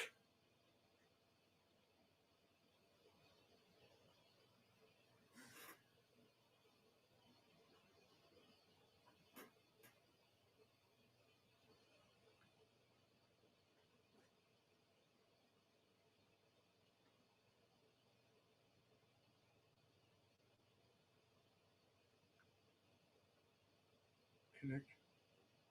Okay.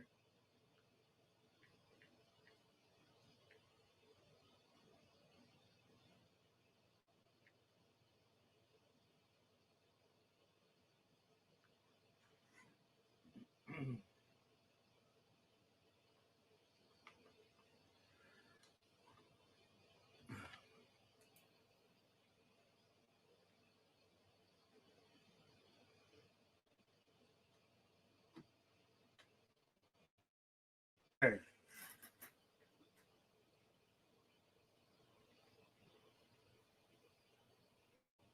Okay, it says I can connect my wallet. So I'm going to try to do it. Yes, top right. Wait, what? Late to the party. Are you still trying to get... No, I'm on Starlink right now, and it's working amazingly well so far. I haven't lost any viewers. No, the Starlink is... So far, it's phenomenal. All right, so...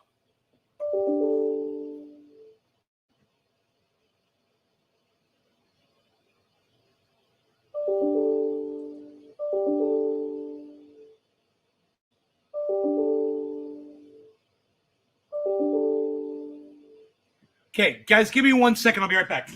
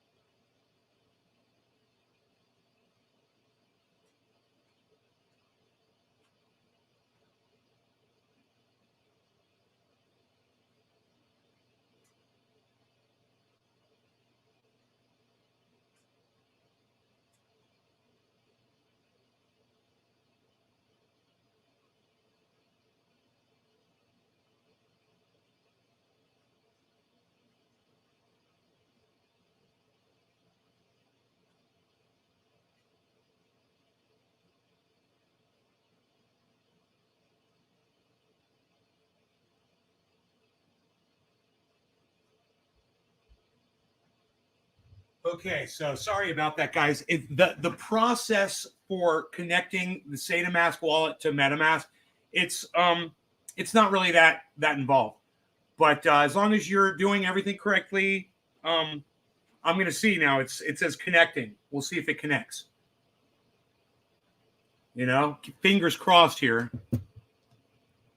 Camera a little soft focus. Audio was good. What? What are you guys talking about? Hey, Robert, what's up, buddy? Holy shit, man. Hey, I got a question for you. How's your mom? I got another question for you, a serious question though. What is the homelessness situation over there like in LA, bro? Do you ever drive through there, and is it getting worse? Do you see any light at the end of the tunnel? It still says connecting wallet. What the fuck is taking so long, bro? Oh my God, this has got me nervous. I hate when shit takes forever.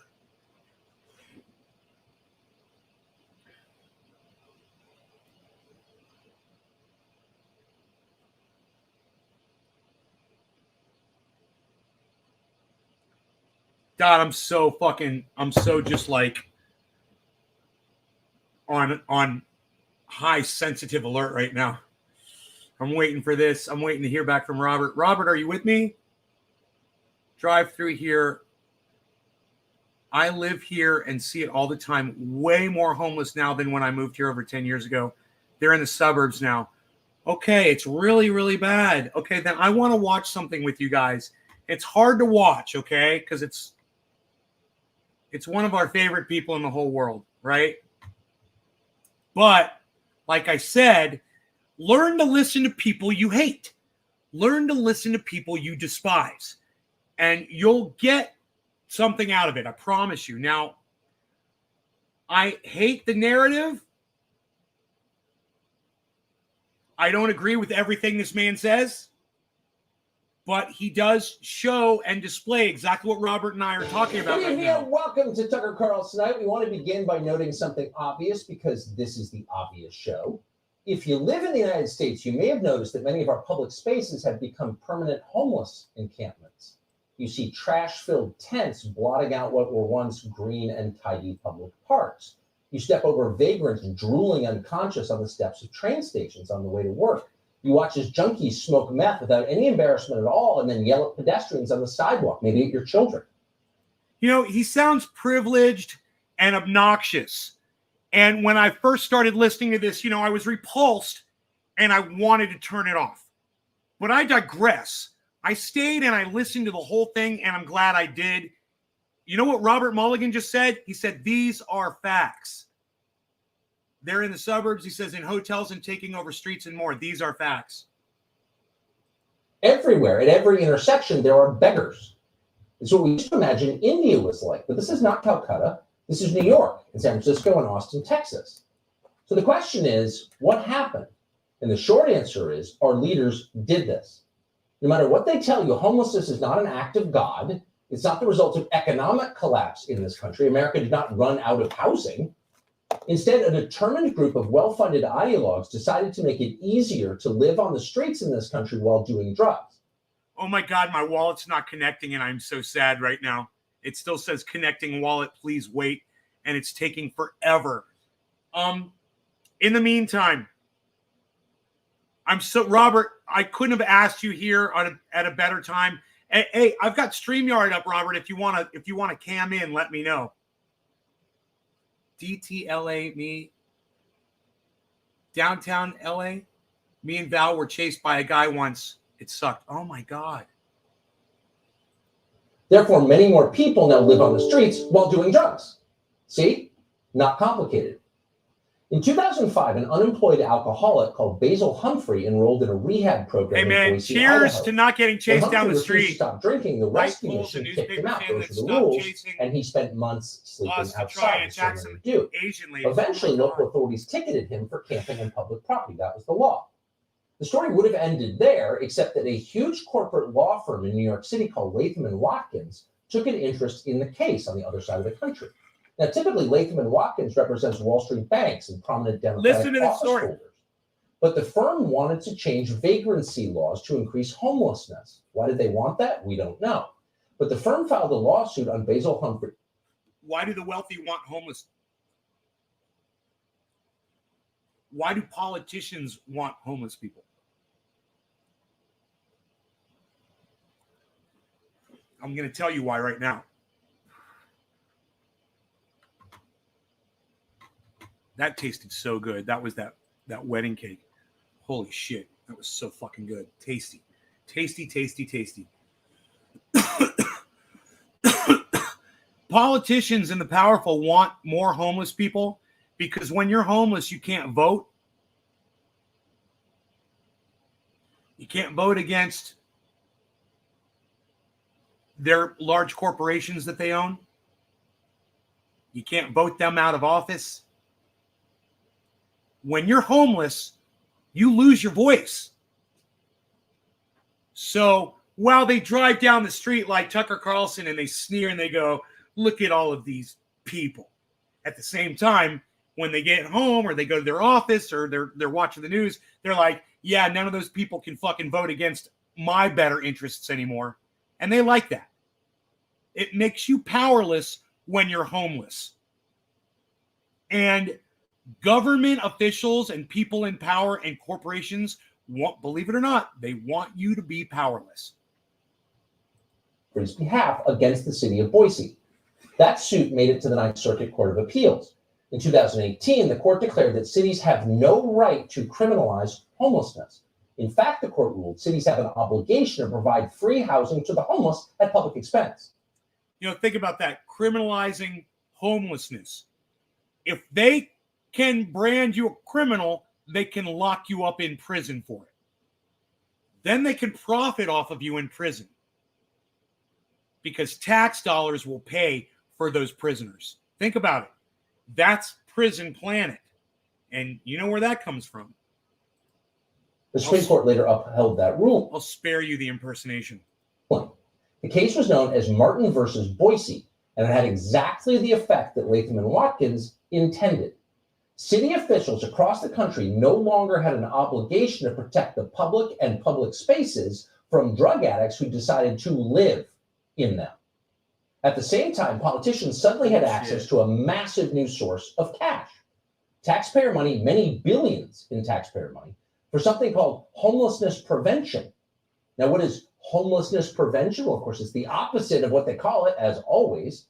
Here's Seattle's interpretation of homelessness prevention.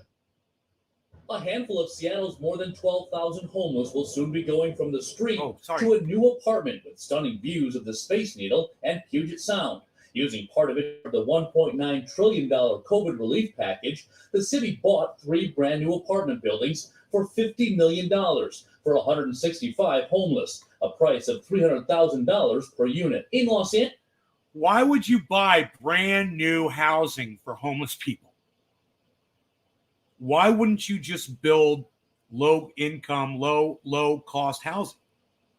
Why would you go and buy expensive real estate in probably pricey areas and put homeless people that don't have jobs, that can't spend money in the area, and put them in an expensive area? It doesn't even fucking make sense. These are the people that lead us behind this. He's right, and I agree. This is in my fucking state. Skid Row is about to get a my new tax neighbor, dollars. a 19-story high-rise for homeless, costing taxpayers $160 million, or $580,000 per unit. They're part of an expensive push to get the homeless off of sidewalks and out of city parks and into government-subsidized housing, even if it means buying new buildings at market rate from developers. You guys, I have an idea. Maybe I should check MetaMask and see if there's some kind of a message coming through regarding it. Yeah, give me a second here. No, there's nothing coming through saying to verify anything. Okay. Just figured I'd check. There's nothing there. There's nothing. Oops. Fucking Satamask. Stunning views, the Space Needle in Puget Sound. Do you have one of those? Well, crackheads do. More than $500,000 per apartment to house drug addicts at public expense. Did you guys hear that? $500,000 per apartment for homeless people. That's what my fucking state did with my tax dollars. Does that make me angry as fuck? Oh, yeah.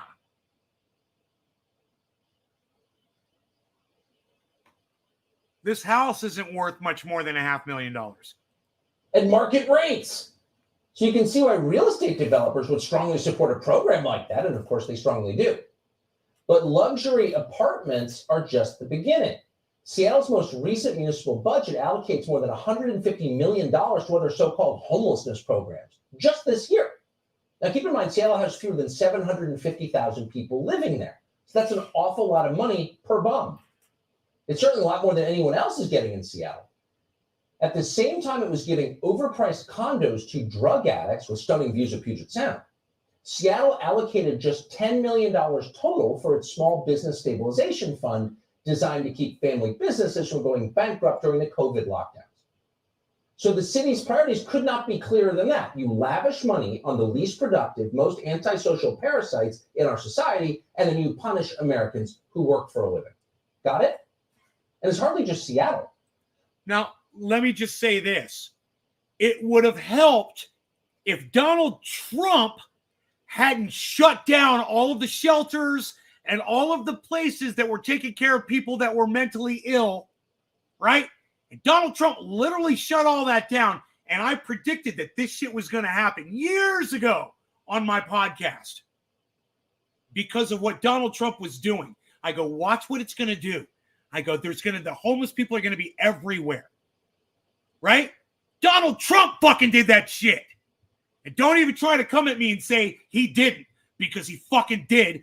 I remember when he did, and I remember when we started seeing it right here in my own little town.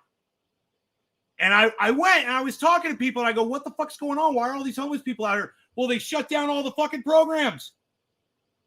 Donald Trump shut down all the federally funded fucking local programs, and he was fucking with the post office at the same time.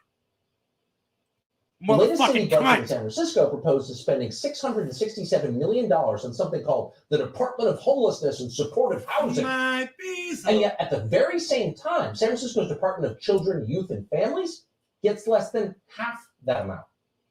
A city program designed to help low-income families pay college tuition gets just $16 million total. That's about 2% of what the homeless get. So in San Francisco, it makes sense. In fact, it pays to get high on the sidewalk. Don't bother to get an education. Nobody cares. That's the message from the city. Couldn't be clearer. In Austin, Texas, the city's budget for homelessness assistance was $68 million last year. At the very same time, the city of Austin spent just $3.5 million in new loans for struggling small businesses. He took your blue box off the corner. He took my fucking blue box off the corner. That fucking cunt calls himself a leader. Yeah, let's shut down the postal service. What a douchebag. Fuck Donald Trump, man. And only $7 million for, quote, mission-critical infrastructure and deferred maintenance at city facilities, like the things that matter. And at the same time as this was going on, the police department in the city of Austin got an $11 million budget cut. So what happened to the homelessness in Austin, the problem they were trying to, quote, solve? Well, to no one's surprise, it has grown by 10% in just 2 years. Wow. You get what you pay for. Every goddamn city, every big city in goddamn America. In Los Angeles, politicians have spent billions, quote, fighting homelessness. This has been accompanied, of course, by a massive increase in the number of people who are homeless. It's a goddamn money grab like every other industry. They're not trying to solve homelessness. They're trying to take as much money as they can and make as much money as they can. You know, I wonder how those fucking those expensive properties are tied in with the people that are buying them, supposedly, right? Be interesting to find out. Yeah, this wallet is not connecting. I am so sad. 4 years ago, the city spent $440 million on what it called solutions to homelessness. That was supposed to fix the problem. Did it? Homelessness in Los Angeles jumped 15% just last year. So this year, LA will spend more, close to $1 billion on the homeless in 2022. I'm trying you a As second for the time. small businesses crushed by the city's lunatic COVID restrictions, you ask? What do they get? Well, they get $62 million total. The city's gang reduction program gets about half that. So politicians in Los Angeles are, at the very least, very clear about their priorities.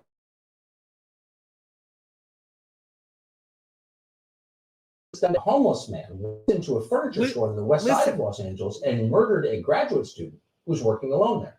He stabbed her to death for no apparent reason and then walked out. He's still at large. She was 24. Now she's dead. Today, her father told Fox and Friends that he holds city officials responsible for the killing. Watch. What's endemic in our society right now is that everybody seems to be oriented on giving back rights and bestowing favor on people that rob others of their rights. We should be celebrating the good in people and trying to recognize that that's the job they have, is to try to elevate that, to make communities better, to make people care more, to not tear down communities by exposing them to people are falling out the bottom that really don't care about the other human beings and just think they can do whatever they like in our society, and they are doing it more and more in every community. Pretty composed for a man who just lost his child, but he's absolutely right. Focusing our attention and our money on people who contribute nothing. There's no link in the chat from the project that is this country. You don't help their communities Oracle, or anybody's. Any idea why I can't connect my MetaMask wallet? Is that what the link is about? Who are a danger to the rest of us. That's insane. And so that girl died, and she wasn't the only one. Last month in Los Angeles, a man called Carrie Bell murdered a 70-year-old emergency room nurse. She was on her way to work, one of the people we should be celebrating. Now she's dead. Who's the man who killed her? Well, Bell had a long criminal record. He had a prior arrest in LA. He had arrests in other states as well. But authorities let him go and kept letting him go. Bell was homeless. He was a victim. He was part of a protected class. And then he killed somebody. Here's Fox LA's report on that. Days after a brutal attack at a Union Station bus stop, a beloved nurse lost her life. You know, maybe he had never murdered anybody before. So what can you do? You're not a murderer until you murder someone.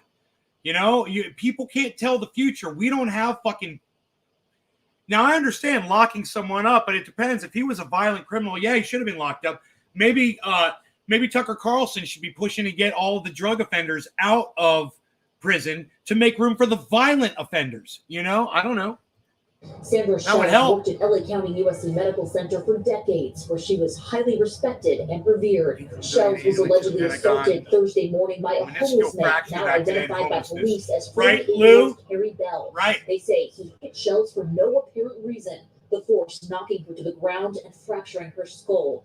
Police say they found him sleeping nearby about 90 minutes later and arrested him without incident. Psycho. She was an emergency room nurse walking alone to work. And now she's dead. Another woman murdered by the homeless. And don't lie to yourself. No one in LA is ever going to do anything about it. You're probably going to hear outraged noises for a few years. Harumph. But politicians will quickly get back to showering the unhoused community with other $1 billion. What you're watching here. Hell yeah, son. Hell yeah. Give me a second. I was unprepared. I was unprepared. Where do I get my link from? I am looking. Invite. Copy to clipboard. Copied. And pasting away. Pasting away in the chat. There you go. There's the link. Hey. There you go.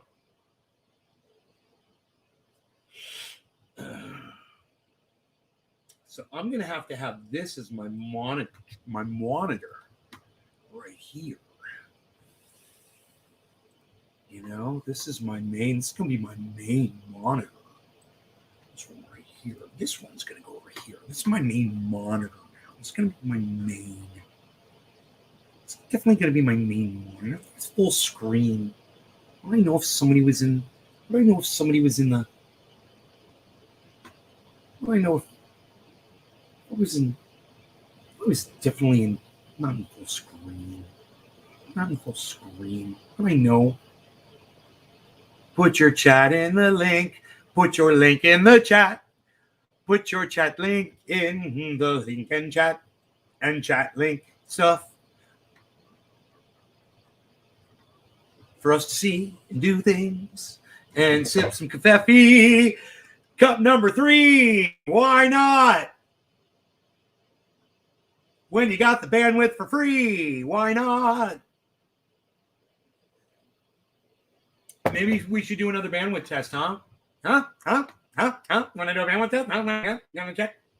Oh, I gotta check. Gonna check the bandwidth test. Gonna check the bandwidth. The last test was 36 download, 26 upload, guys. That was definitely the last test. Give me a second. I'm doing stuff. Doing stuff. Doing it. Doing stuff. Wow. Hey, look at me. Looking at you. Looking at me and doing stuff. Look, there it is. 3626.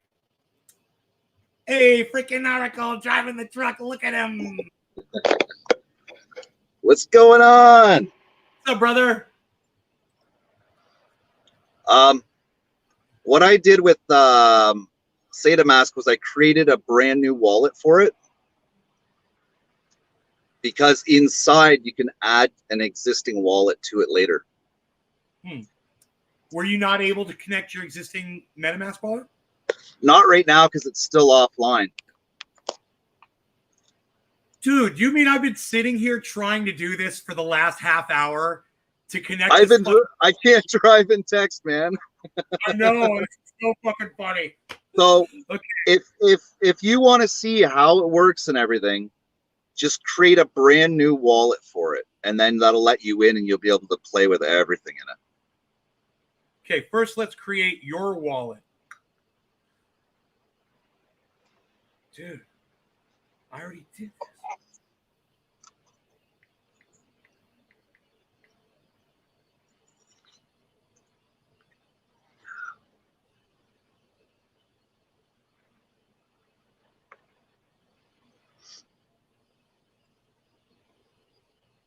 And then when you create it, you'll have a new 12 keywords that you got to write down the seed phrase. You have a brand new seed phrase. Right. Okay. I'm going to do that. That's what my video tonight's going to be about. Just going into it and showing all the different functions and features. Because let's just go live right now. This is it. We're talking about it right now. Let's do it. We're going to write down a seed phrase with Oracle, everybody. I was playing with it and I noticed it's still on testnet, so it's not live yet. How dare you? How dare you? They're trying to make sure everybody can connect first and that the wallet is good to go before they actually throw it live on the different blockchains. I had a pen. It is fancy, I can tell you that much. Once you get in there, oh, she's fancy. I can't wait to see the fucking setup there. I am just crying right now because I just had a pen and I was just using it. Oh, here it is. Boflau. All right, let me write down this thing here really quick. Now, you guys, I'm going to ask freaking Oracle a question and he's going to answer it. Okay? And I want you guys to pay attention to what we're talking about, all right? Oracle, explain to everybody what a seed phrase is, where you've seen them before, how many times you've had to do them, and how you store them, and where you don't store them. Give us the rundown of what seed phrase yeah. Okay, well, the seed phrase is basically the key to your Ethereum address location on the blockchain. So anytime you use a wallet, if you want to access that particular part of the blockchain where all your tokens are stored, you'll need that seed phrase. Now, the seed phrase can come in either 12 words or 24. And I believe there might be even higher encryption beyond that. But the normal ones is 12 or 24 words. And you need to import that into any wallet that you use to retrieve all your tokens. Where to store it? Store it somewhere safe. Do not store it on your phone. Do not store it on your computer. Put it on a piece of paper, put it in a lockbox, put it on a piece of paper, put it in a lockbox in the bank, put it on a piece of paper, give it to a friend, put it on a piece of paper, throw it in a jar, dig a hole in the backyard, throw it in the hole. You want that written down. You want that multiple times. Whatever his name is that created Ethereum. Buterin, fuck, dude, his name's hard to say. Yeah, VV, I think we call him for short. Something like that. Vitalik. Buterin Vitalik. Yeah. He has his so that he has half of his seed phrase in Canada and the other half is somewhere else remote in another city. That's one way to protect it, you know. And check it, make sure you don't get any misspellings or anything. Yeah, verify it like 50 times. Make sure, because right? If you lose it or you screw up one of those words, you will not be able to get back into your tokens. And now, you will try. I almost just screwed up a word I almost got one of my words wrong. And you want to know what else? I noticed that I have the same word in two of my seed phrases. A word actually from one of my seed phrases, I see it in another one. Yeah, sometimes the words will. It's part of the cryptography. So what's interesting about seed phrases, I think, is the fact that they are very hard for people to, if they don't have access to it, it's going to be very hard for them to crack one, because not only do you need to know all the words, you need to know the order the words are in. Yeah, it's like 1 in a billion or 1 in a trillion chance of actually getting somebody's full seed phrase, like just guessing it. Yeah. So I've got my seed phrase right now, everybody, recorded, and I'm going to do with it what I do when I do these things. The freaking Oracle gave you guys some great ideas, different ways that you can store your seed phrases, and you can be creative. You know, you can be very creative, but it's important, I believe. Now, no one else might have ever told you this, but you should always consider putting some kind of a hint or something in your wills to inform your next of kin how they can access that information and how they can use it. Because yes, your relatives might get a hold of that and they might not know what to fucking do with it. You know, so you might want to have an explicit explanation somewhere.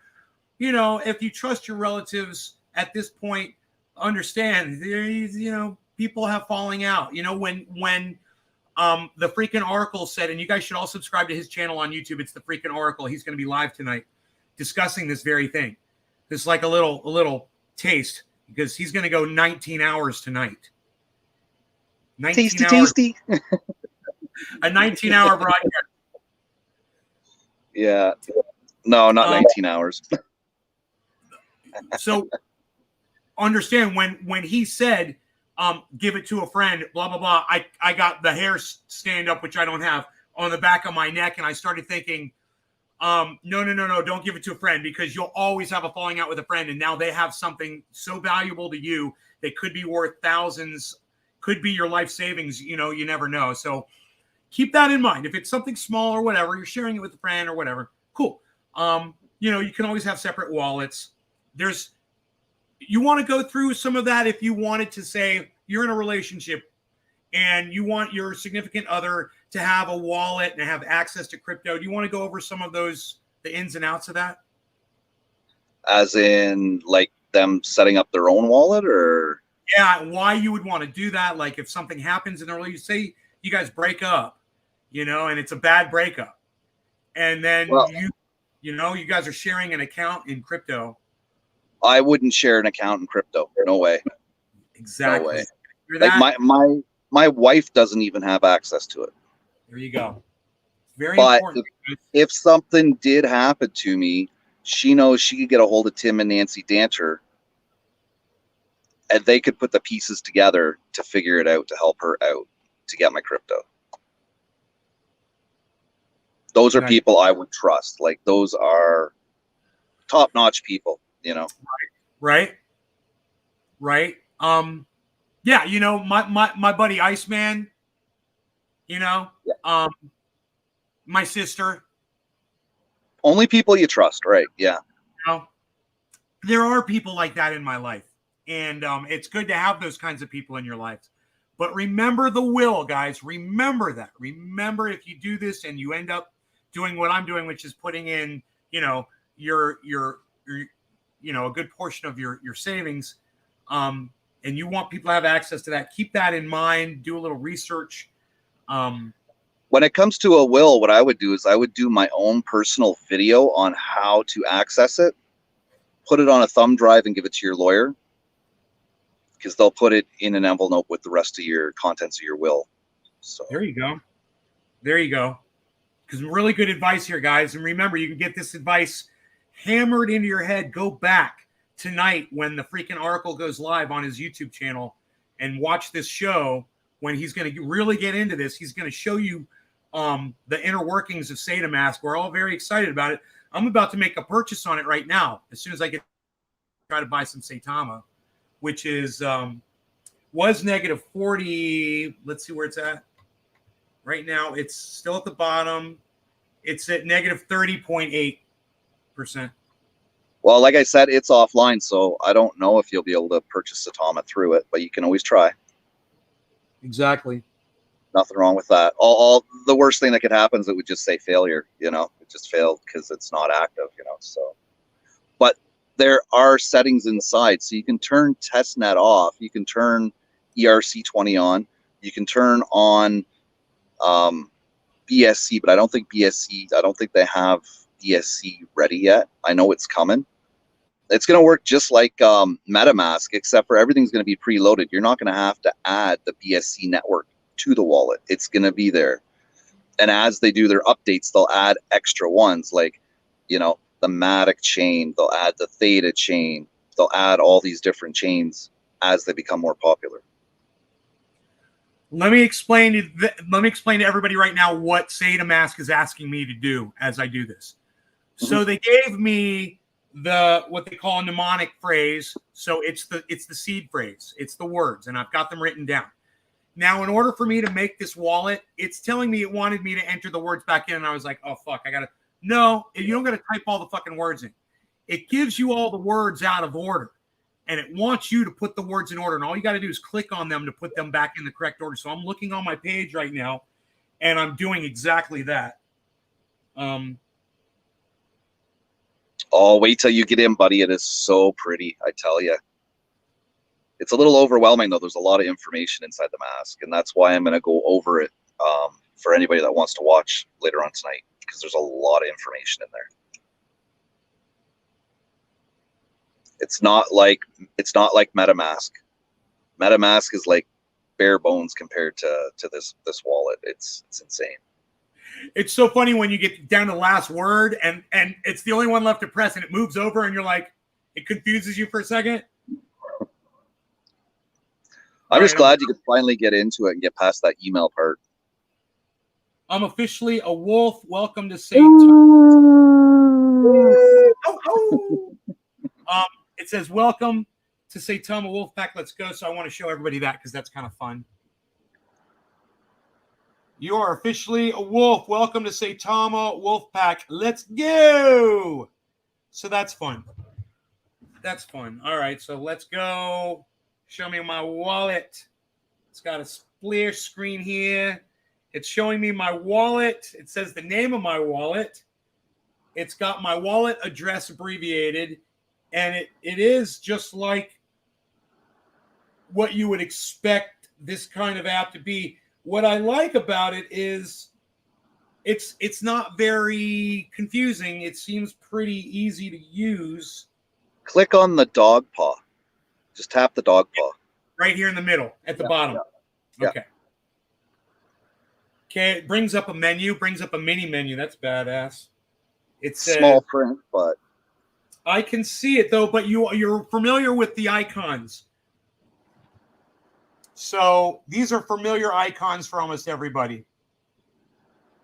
Get, send, swap, and buy. So there you go. That's what those four things pop up when you hit that paw. As far as I know, buy option is not ready yet, but that's part of the thing when they were talking about pairing with Visa. You'll be able to use your Visa. So now if I want to link up my MetaMask wallet, what's the next? Can I do that? Yeah, if you click, I think if you click on the right-hand side of it, at the top there, it's got like a drop-down menu.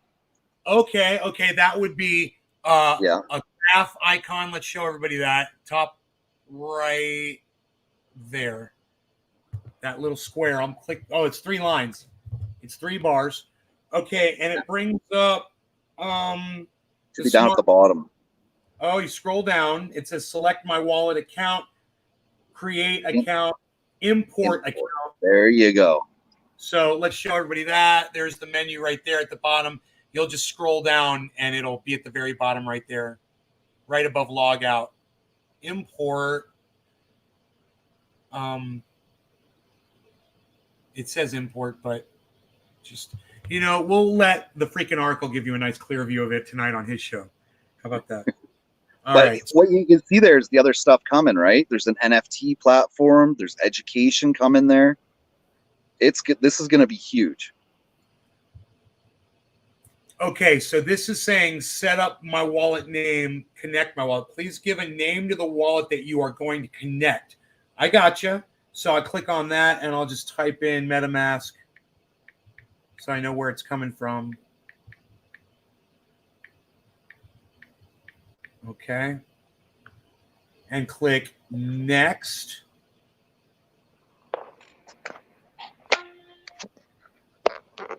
Pause. I clicked next. Let me try it again. Okay, I had to click it again. Okay, it says connect my wallet, set up password.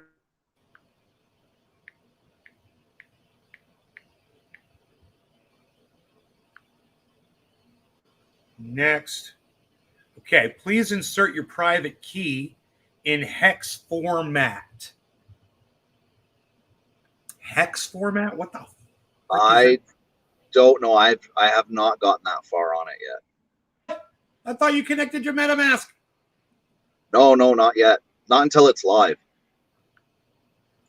Okay, hex format. It wants my wallet address. Okay, so I can just I'm gonna grab that. Just go into MetaMask and copy paste or whatever on your phone. I've got a link.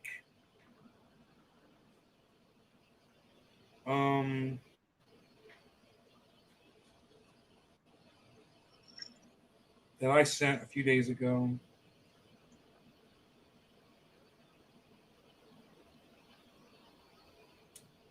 You should see it. And to let everybody know, with putting your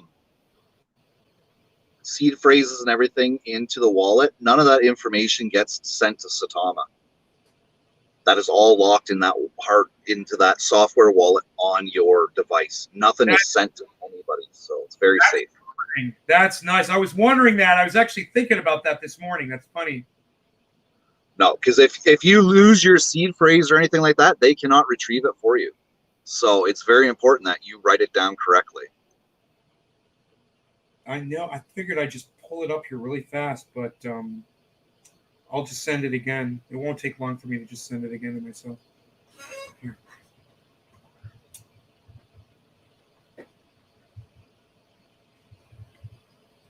Okay, great.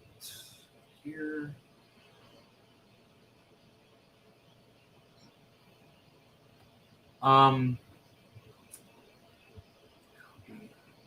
Copper. I just happen to have my email open. Great. Right. Email to me.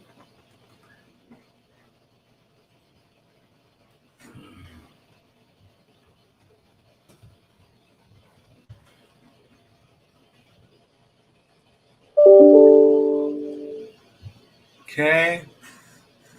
Wait for that to go through.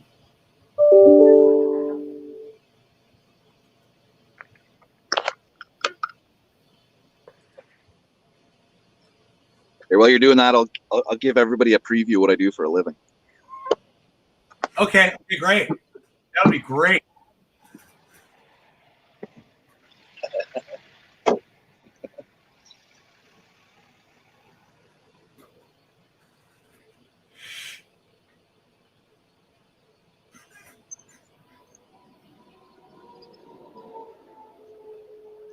That's right. I'm a toilet man.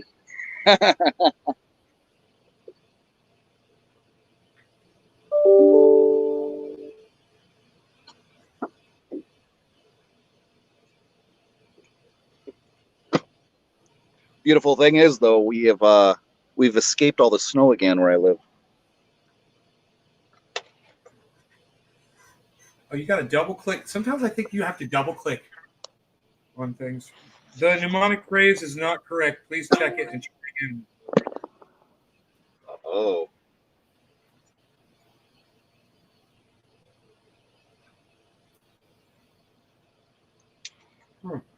Return to dashboard.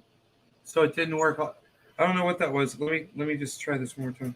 It didn't ask me for a mnemonic phrase for. It just asked. Oh, it wants the seed phrase. It doesn't want the wallet address. Hold on.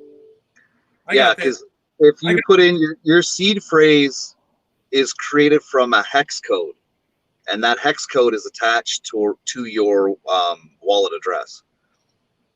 So if you put in the seed phrase, it ends up pulling it all up. Dude, cryptography, you gotta love it. Yeah, well, I'll love it if it lets me do this. Okay, it didn't say that. It says insert your private key in hex format. I'm assuming that's the seed phrase now. So no, a private key is totally different. Okay. There's your wallet address, there's a hex key, and there is your seed phrase. Okay, how do I get my hex key from my MetaMask wallet? Give me a minute here. Let me just see if I can. Bro, it told me the mnemonic phrase was incorrect. Are you sure I don't just type in the seed phrase from my freaking MetaMask? I would assume that's all you put in. Yeah, let me do that. Hold on.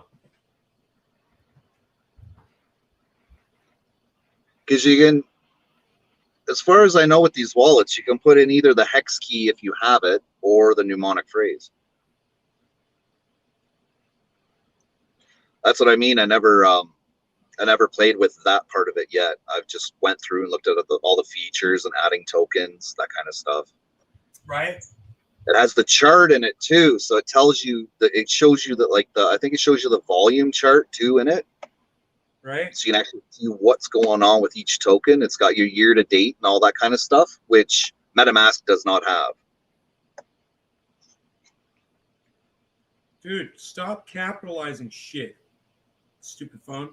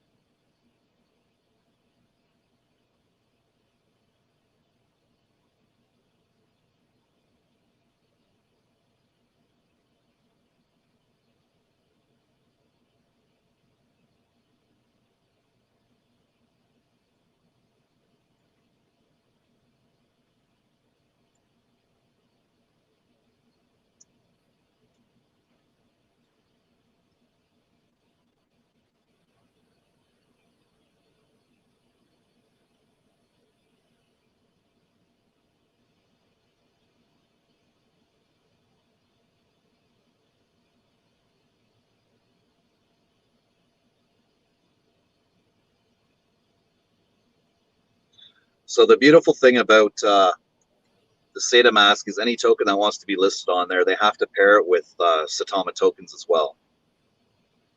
So that's going to cause a bit of a hyper burn because you're going to have to purchase it and you lose, 2% buy and sell and whatnot. So that's going to cause the token to burn tokens a lot. They're also coming out with their own hardware wallet too within I think the time frame is a year, 6 months to a year. They'll have their own hardware wallet out as well. They're going to have massive staking on there. The staking is going to be insane. So with the dip right now, as you can see, they actually have a world use case, which is this wallet and then some. You know, with the dip, not financial advice, but if you are looking to get into a token, I would do a little research on Satama. I bought $1,000 when it was very, very young. So.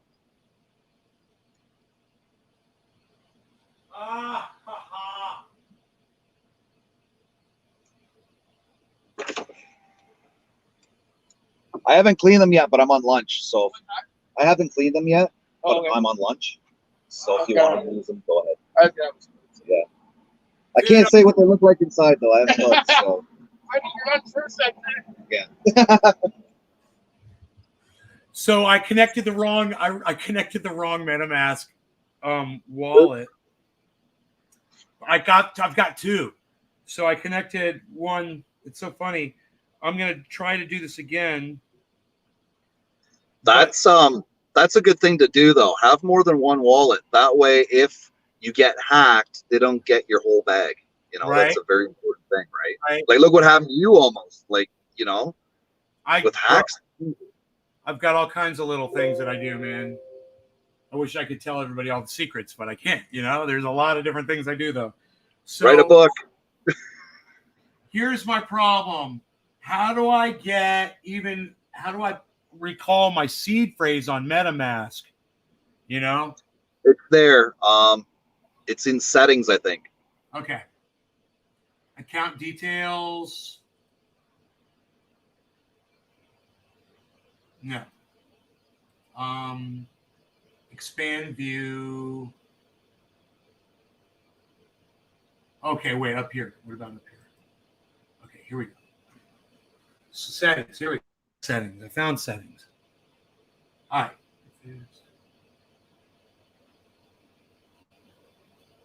General. Contact, security, privacy. I got it. There you go. Reveal. Enter password to continue. Okay, give me a second. Let's see if we can do this.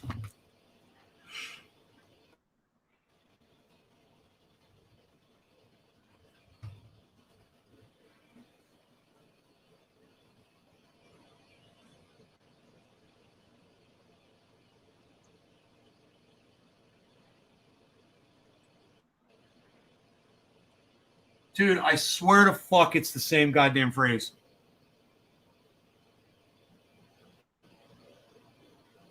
I'm so fucking confused right now.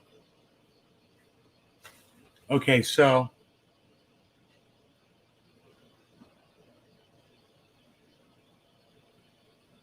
dude. Hold on. Okay, what the fuck is going on? What wallet is this? I mean, it's in there. I could see it in there. God, I'm so fucking confused. Dude, I typed in the seed phrase.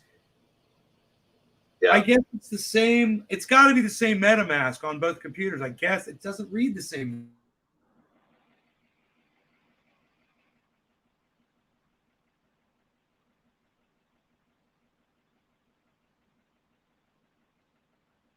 Take a look at the first 3 digits of your Ethereum address and then the last 3 digits of it and compare them.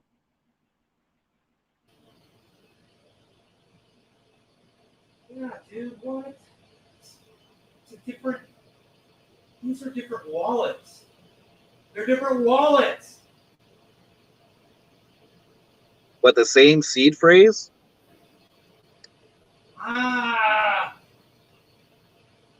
This is.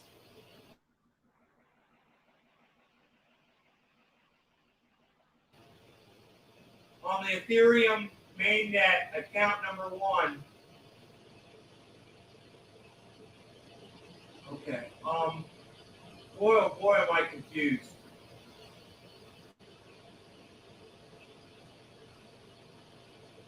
see here. I'll go into my settings here.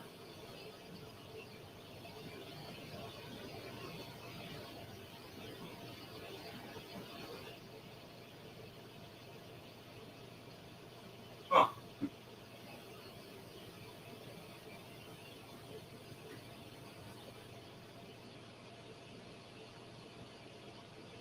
Same goddamn seed phrase.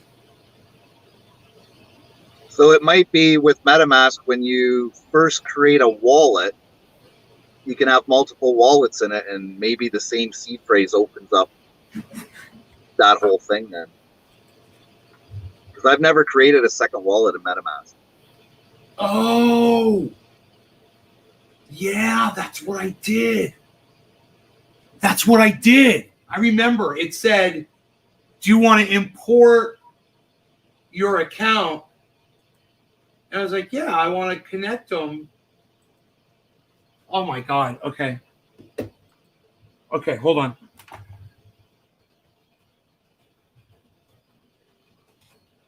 Hold on. Yeah, dude, it's the same fucking one. I'm so confused. There's got to be in MetaMask. There's got to be a way to switch between them, right? Let's switch between them. Is it at the top? It says, yeah, it's at the top. There it is. I click on it. It selects it. I don't know, man. It's the same. Select my wallet account. Create account. Let me try select my wallet account. Okay, there's two different accounts here, but that's not it either. Huh. These two wallets are not this wallet.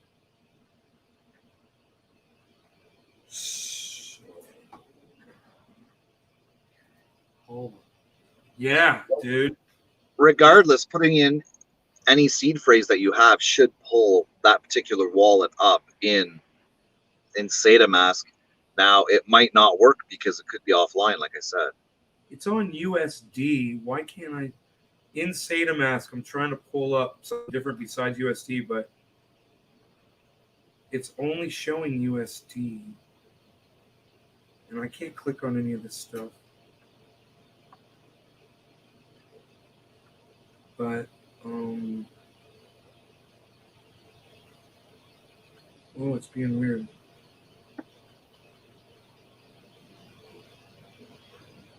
So, let me go to the swap. Select a wallet. I want to add a wallet, dude. Slippage. It's in the cogwheel. The slippage is supposed to be apparently preset for every token, but with it not being live, we don't know. So I'm just going by what they were saying. I do not. Oh, wait. I think I know why I don't see my other wallet, brother. What? My hardware wallet's not connected to my PC.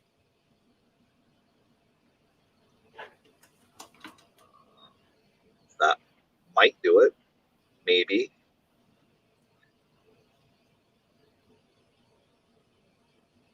No, it should still. See, hardware wallet. Hardware wallets are kind of tricky, though. We'll find out. All right. I know they're creating their own hardware wallet, and I know they're going to have the option to connect your hardware wallet. So I don't know if you need authorization or not from a hardware wallet to open it. I have to go run downstairs really quick. I'm just going to go pick up a USB expander. Be right back.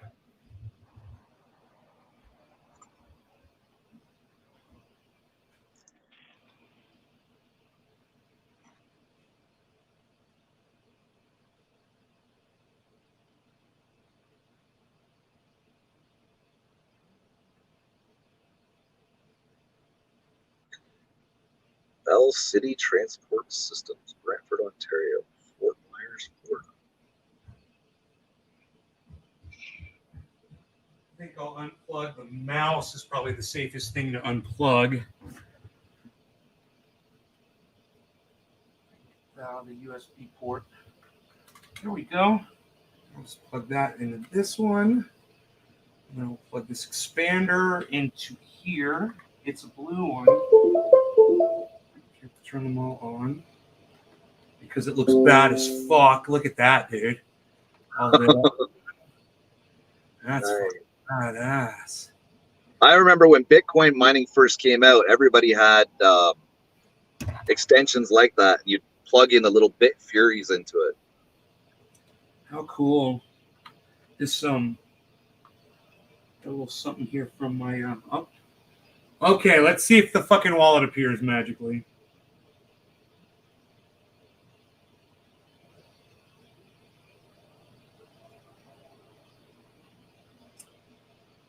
Okay, it's recognized there. Let's see if more wallets come up now. Not yet, but let's close out the software and reopen it. Give it the benefit of the doubt right there. Right.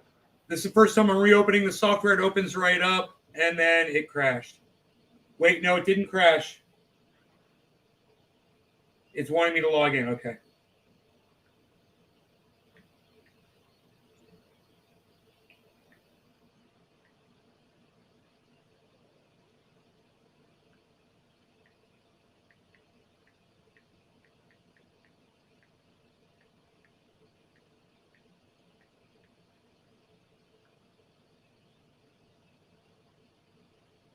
Log in. I'm not a robot. I'm not a robot. Sending data. Login account. Activation code. Oh, dude, really? Please, you got to do this every time. Here comes the email. You got to do that every time you log into their thing and send an activation code? Maybe. That might be the 2FA email. Security. Activate your account. Wait. That's the same code as before, isn't it? It'll be this. It'll probably be the same code as before. Yeah. This is a glitch, huh? Well, that's what I mean. Like, they still got bugs to work out in it, but the fact that they've gotten this far now with it, because it was audited through Certic, so it's secure as hell. So the security part is A1 on it. It's asking me to reconnect the wallet. So let's see if I can connect this wallet. Mnemonic phrase.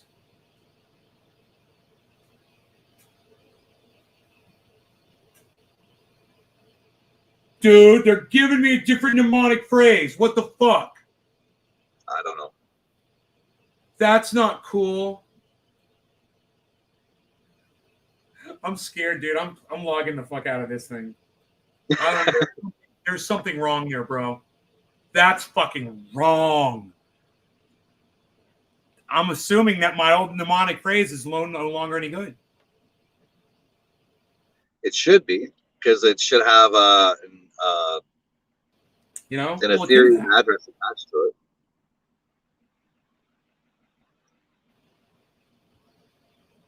What'd you say?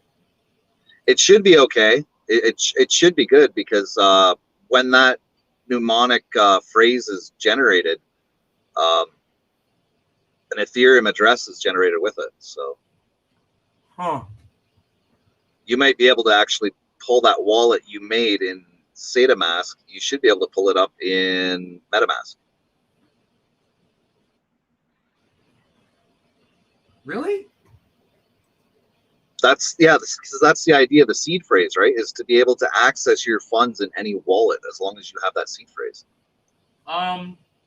Yeah, but I don't know. I don't see it. But like I said, as far as I know, SataMask is on testnet still. So, hey, speaking of tests, man, look at that. Damn, nice. 11, man. I'm like a badass on the internet now, dude. I'm like, Hey, man, I gotta get in touch with my friend Cyber Reload and be like, Cyber, dude, I got like 100 megs, bro. Let's go, man. I'm ready. It's like I said the other day there, you can watch Ultra HD porn now and it doesn't look like she's having a seizure every time it freezes up. I know. I have never experienced porn seizures though, so I guess I'm missing out. I'm missing out on life, bro. All right, well, I got to zip off because my half-hour lunch is done here. So I mean, there's got to be moments during a porn seizure where it's kind of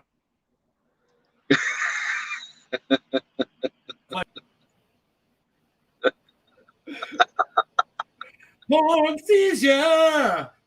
seizure. You got bad bandwidth, but you caught it at a great time. Porn seizure. all right, well, I'm on tonight, and apparently everybody wants me to do a Saturday show as well. So if you want to pop on, just pop in there, and I'll send you the link. Not a problem. What time does the freaking Oracle go live on YouTube tonight?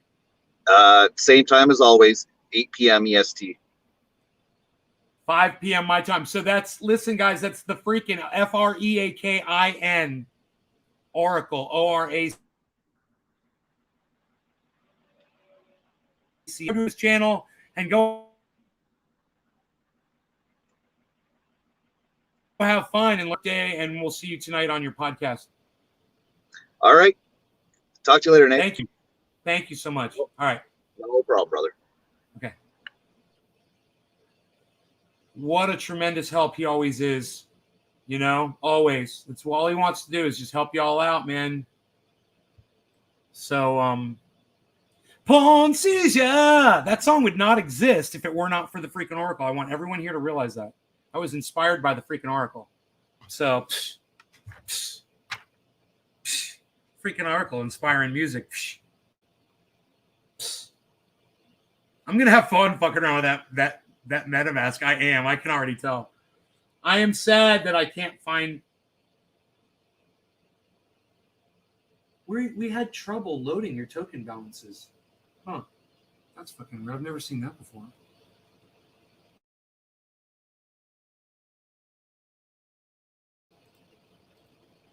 You having a porn seizure over there? Whoa. Looking at my thorium, looking at my Scrooge. I don't think I have anything much on Polygon here, right? Nothing on the Polygon network. There's this other weird network. I don't know what the fuck that is. It's an extra Ethereum network. These are all the same wallet address. Huh. Why are they all the same wallet address? And that one is two different wallet address. I am confused. Oh, you loaded my balances this time. Okay. I'm a little confused. Porn seizure. We're a little confused. Porn seizure. It's confusing. It's all right because you're not losing when you're having a porn seizure.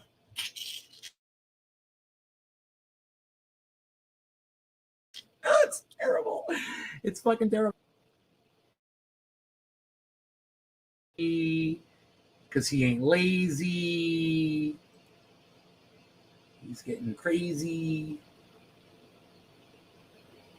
Yes.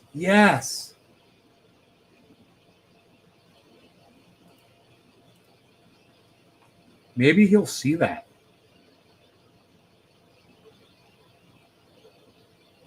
Wouldn't that be cool?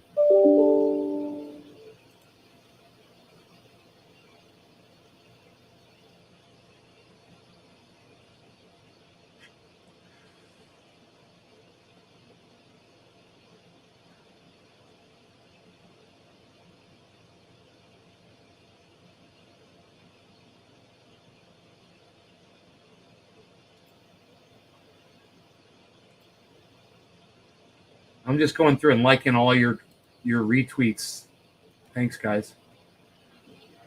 I'm not sure if I ever had a seizure watching porn. It's not about having a seizure while you're watching porn. It's about the porn skipping. And it produces a porn seizure.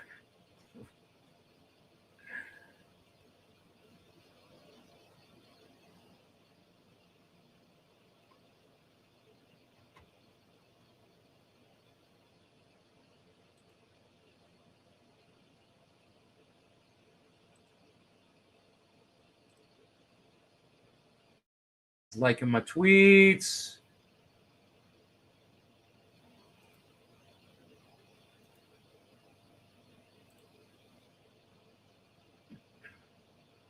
Scotty McDonald's following me.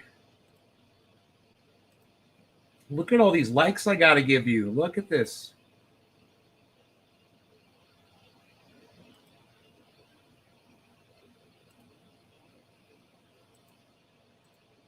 Jackson Hinkle is ignoring me. He's not interested in explaining how a patriot can be anti-war. That's all. How can a patriot be? Oh, you're not a patriot. Okay, well, just stop calling yourself a patriot. I'm so glad you stopped flying that American flag behind your head on your podcasts. I predicted that you were going to do that eventually. I said he's young, and when he realizes what that American flag really stands for, he's going to stop flying it behind himself on his podcast.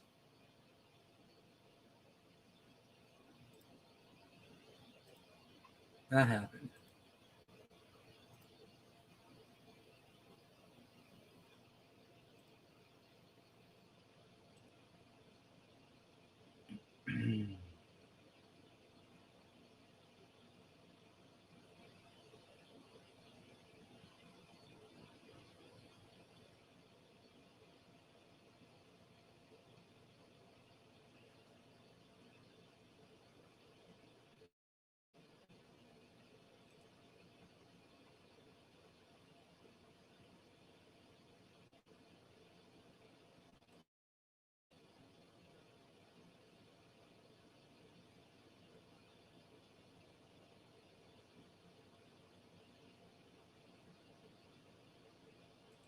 Is the perpetual shadow band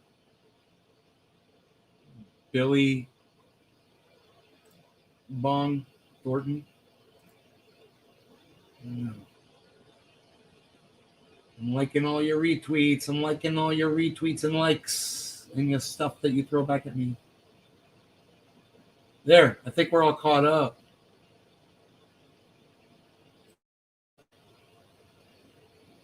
I think we're all caught up. Ryan H.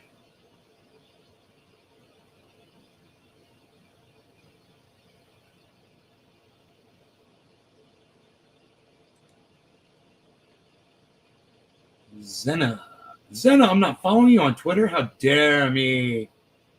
How dare me? I'm following you now. Sorry, honey. My nephew is into buying crypto. I am visiting him next week. Good, Lenny. Listen to what he has to say. 3D. Video's crystal clear. HD. Nice man. My neighbor has the U.S. flag and accurate replicas of the 10 Commandments in his front yard. I laugh every time I drive by. So he would not talk to me. He does not. Till my phone went crazy. Didn't know it came back till my phone went crazy. Didn't know it came back. Oh, lost internet for a while. My nephew is into buying. Okay, cool. So we're all caught up there. Why? Because I'm liking all the things that you retweet for me, bro.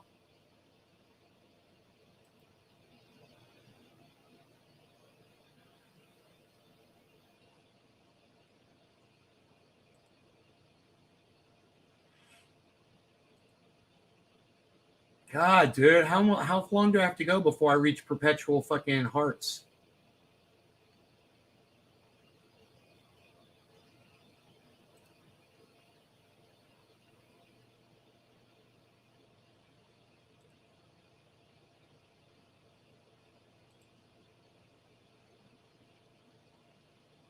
Ryan H. Why did I not like all Ryan H's? Hi, Rye. I missed some likes on the high Rye here. I don't know what the fuck I was doing. There.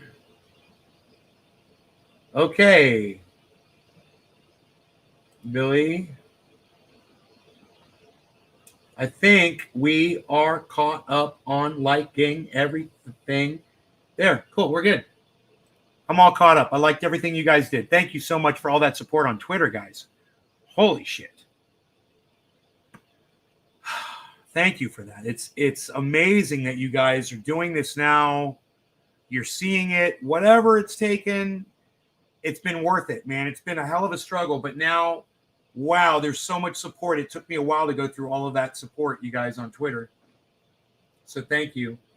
Now, I am at Nay's Garden Show on TikTok. So I'm trying to get to, I think it's 1,000 before I can live broadcast on TikTok.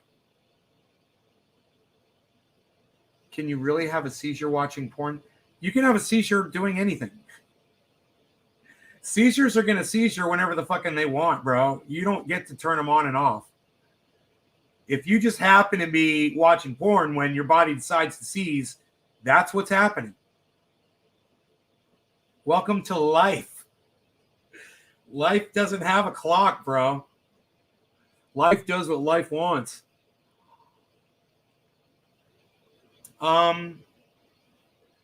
Wow, I said I was going to go longer for you guys. I still got this other cup of kefefe. Lucky y'all. Stuck with me for a while this morning, huh? We're enjoying this the StreamYard, huh? I should have invited Robert Mulligan on. I don't know. I think I can't remember. Big drop in crypto right now. It's going back to where it was. Not good.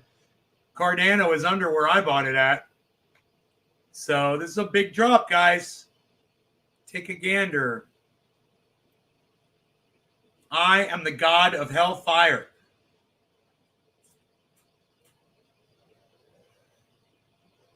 If you guys ever see that in the corner, that means I am on StreamYard. With your pants around your ankles, Lenny, right? Stabbing your brain with a knife. Ridiculous. God damn, I fell asleep for a few hours and you're still here. It says, yeah. We are still doing it, man. I'm watching this massive drop in crypto, guys.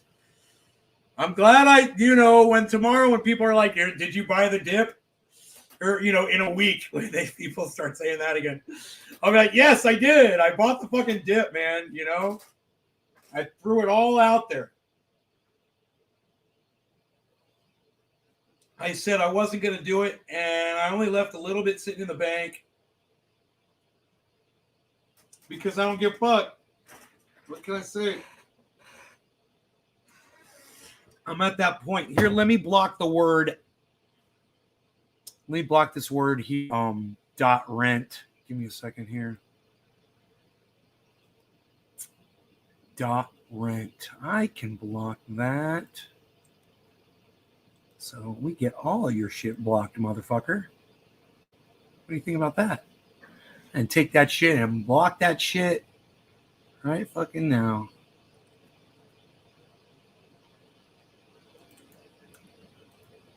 Filter.rent. Probably do .red instead of red. Here, let's try that. And .bong or long. Let's do this. Let's get rid of. Okay, let's just add .ong. Let's add .red. Okay, now let's get rid. If we can find those, where it's not just.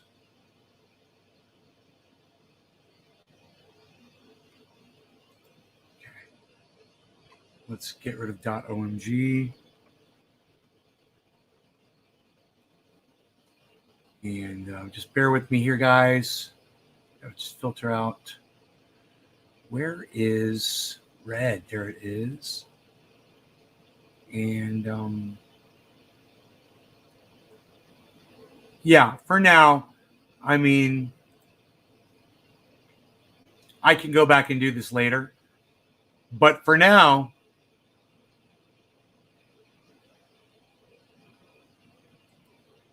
I think we're good. There we go. Cool. That's going to help. So that should help with the chat. And .****.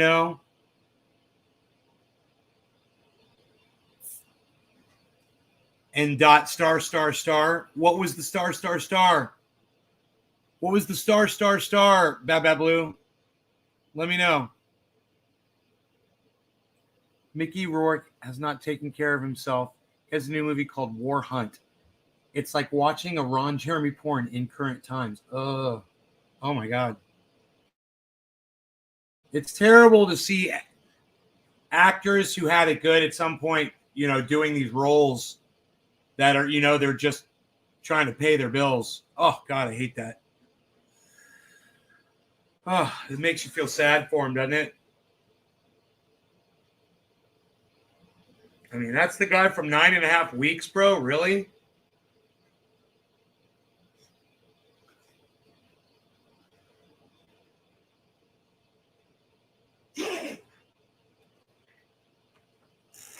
My bees. Is it height?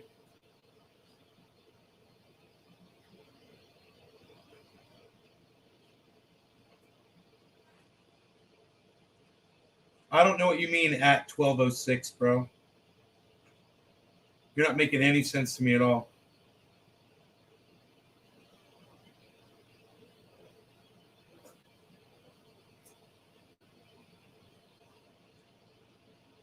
Let me refresh the chat.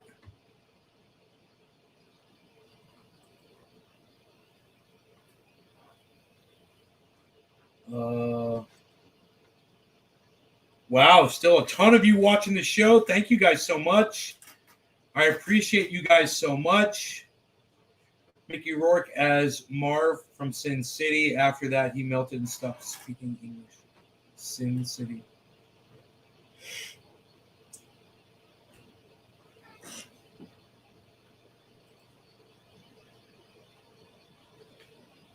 Zena retweeted my I want reparations from social media.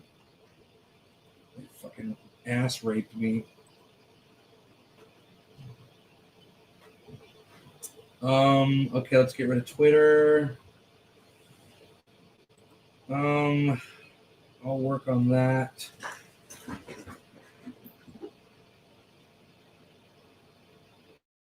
I am the god of hellfire, and I bring you fire.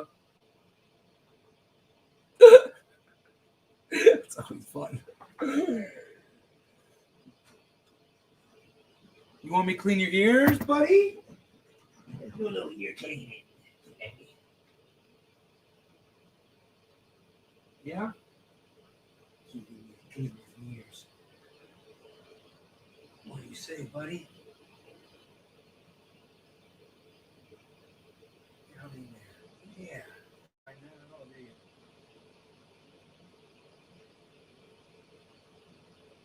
It's not bad.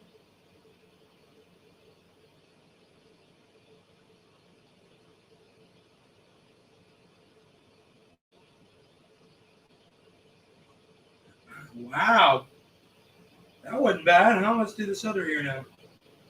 Oh, geez, I'm sorry, buddy.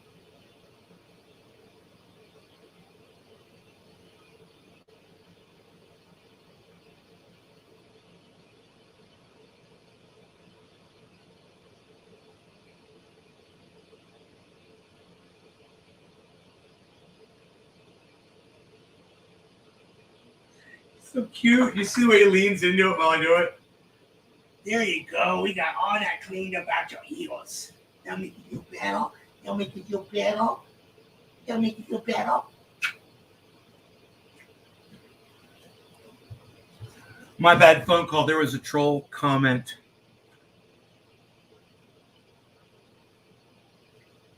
At 12:06 with a dot. Yeah, I still don't know what the dot is. Support StreamYard. Put commas between it. Bad Blue Jones. Your browser doesn't support StreamYard?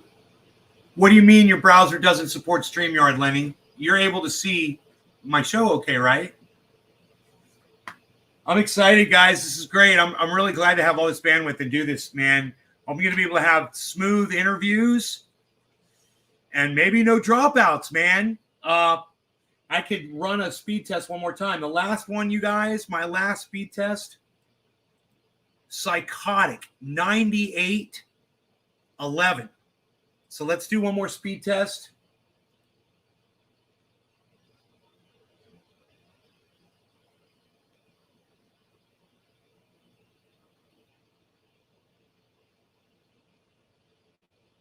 It's testing 82.3, and it's hauling ass through it.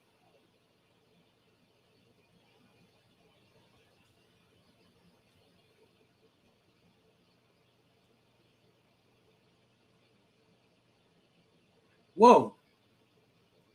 Whoa. Dude, I scored 124. 124.4, guys, on my download. Hey, man, I wonder if I got enough to do like 3D broadcasts, you know, or 4K. Dude, I wonder if I could broadcast in 4K. Would that be crazy? Ooh, I have to do some better makeup. Ooh, possibly get a stylist. Get better lighting. I tried to click on the link you posted in the chat.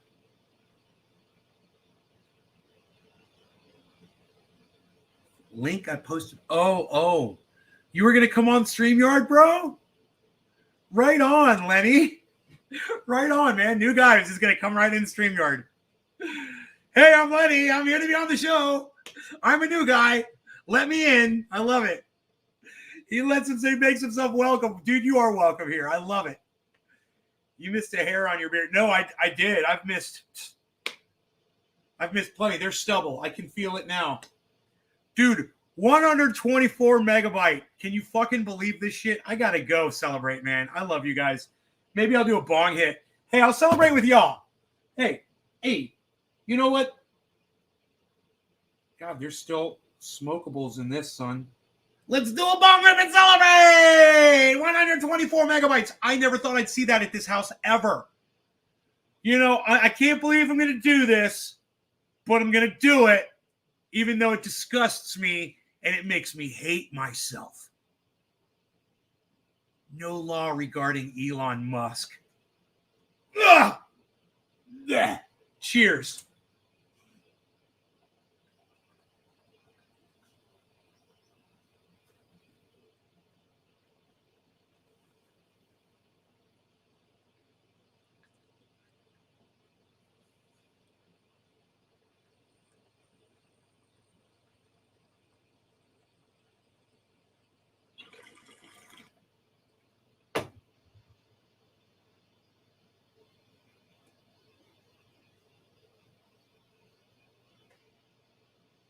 His low Earth orbiting satellites did it. And I can play video games with people on the internet now, I bet.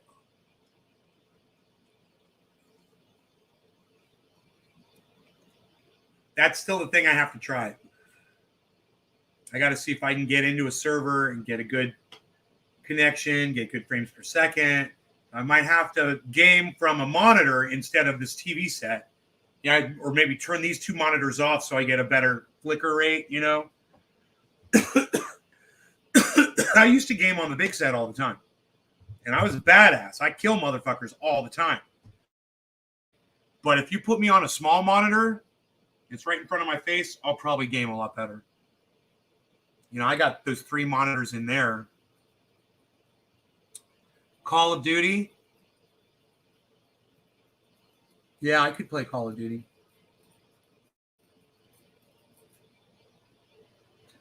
I am so happy right now to have all of this bandwidth.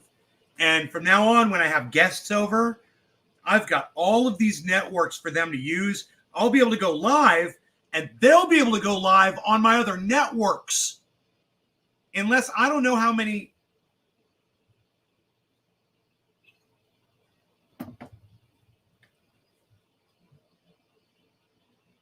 Okay, Google.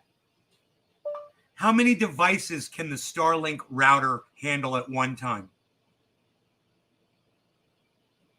Here's a summary from Light Reading. Starlink will be able to support just 485,000 simultaneous users at 100 megabits per second across the entire US, according to one firm's new estimates. It's not what I asked. I asked about the router. It says it. Can the Starlink router handle?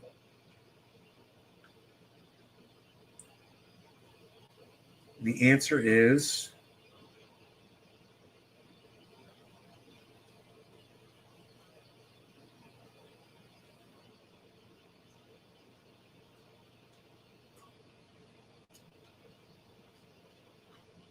Oh, the SpaceX Starlink limit has killed my satellite internet dream for now. Good thing I can afford extra fucking networks, huh?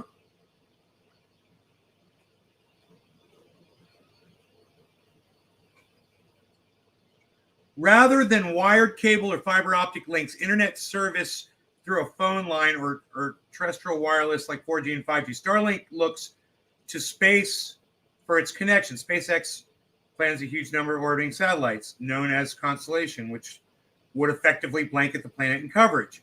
On the ground, users have a Starlink kit. Right. Uh-oh. Rogi's throwing up. Okay, buddy? I better clean that up. I'll clean that up. Don't worry, buddy. Early stage and 20 to 40. There will also be brief periods of no connectivity at all, Starlink warned, since the satellite constellation isn't complete yet. The goal, the company says, is 16 to 19 milliseconds of latency by summer. Wow. Whoa, that's gaming fucking. Dude, that's sitting on the server. You're under 20 milliseconds? Dude, I'll be fucking fragging some motherfuckers. Yeah, let me clean this up really quick. Come on, guys.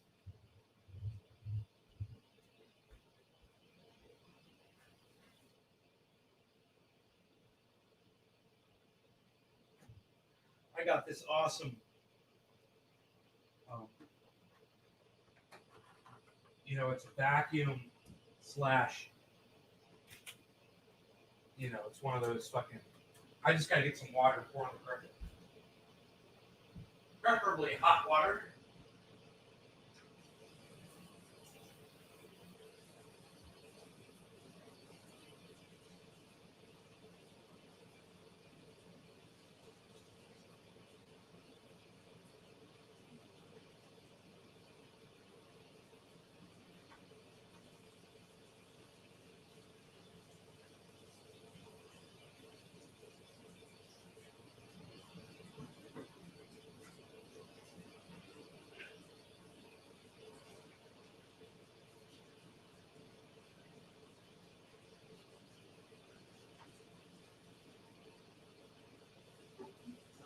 Right.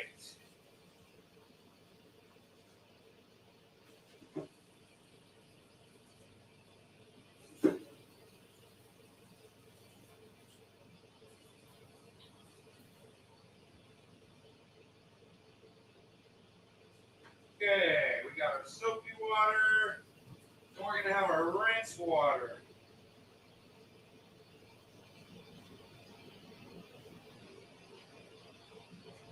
So I got two kinds of water. One is soapy, one is clear. All right, so I've got this little issue over here I'm just going to take care of real quick. It's a little stain on the carpet right there, man. So we're just going to take some soapy water, put that on the stain, like that. Like this.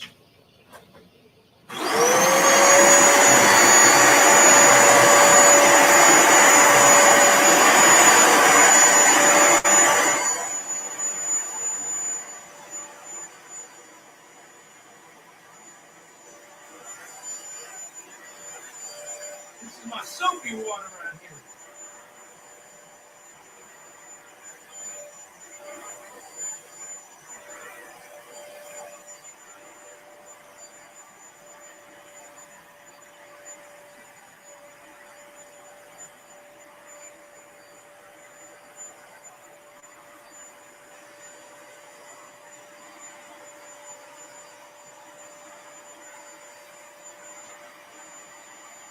Now I got some clear water.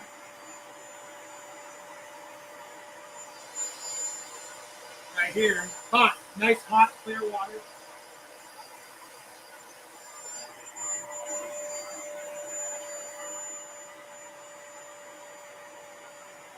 I can't even see where the stain was. All I can see is where the water's coming up out of the carpet.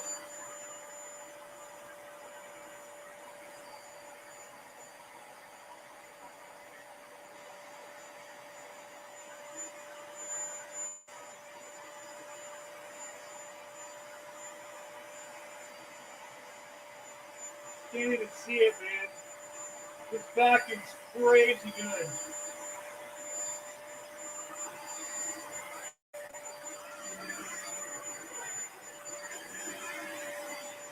Shampooer, carpet shampooer.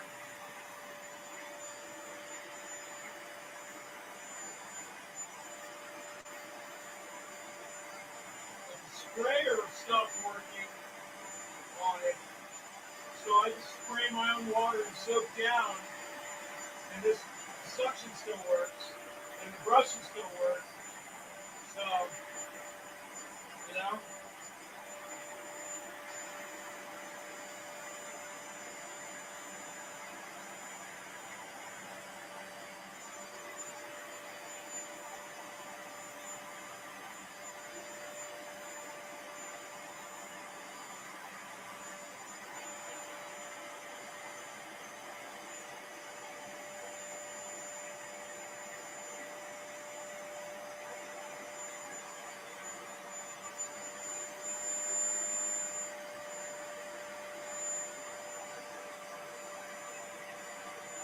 The beautiful thing is you can see the water coming up. It's clear, but you can tell when it's dry when that water stops coming up.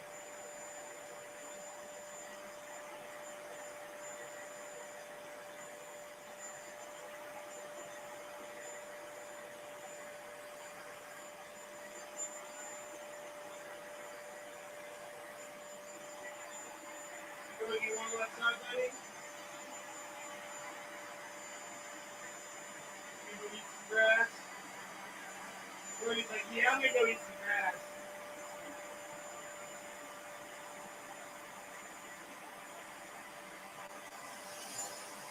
You want to go outside? You want to go outside, people?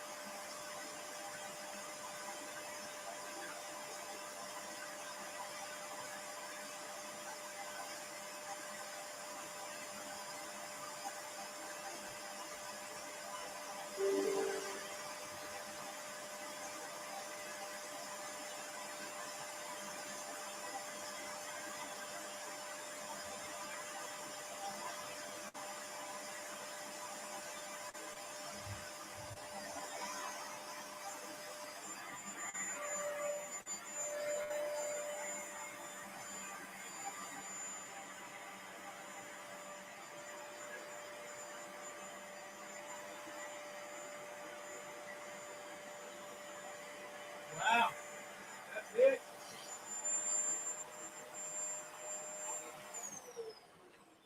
Bing bong, you're dead. Saying, that's what I told the Stain. Bing bong, you're dead. Bing bong, you're dead, Stain. That wasn't hard. Look at that carpet. You can't even tell anything ever happened there. It's like perfect. It's crazy. Gonna love that shit, man. Let's make shit so easy, man. It was fun for the whole family. Just family fun, man. Can you see my comments? Please let me know. Thank you. No, Margie, I cannot see your comments. Okay. So, so your Starlink is assigned to a single cell. You move your Starlink outside, assigned a cell. Receive internet. This is okay. Clearly, for many years, the idea of being able to bypass. Okay.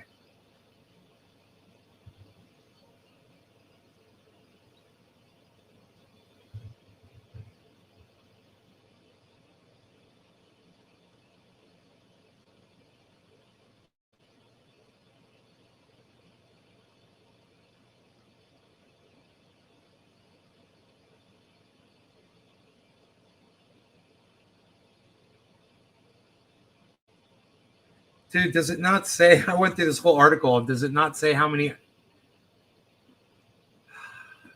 doesn't say. I wish we knew how many devices can the Starlink router handle. Let's ask this Google.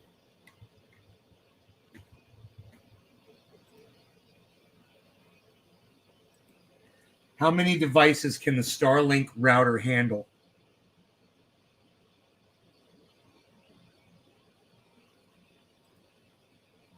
Eight. Oh no, that's the Subaru.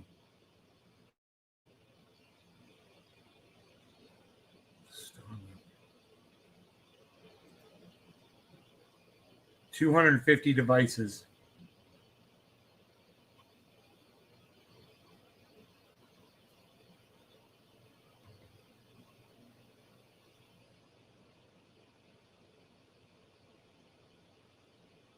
$128 devices.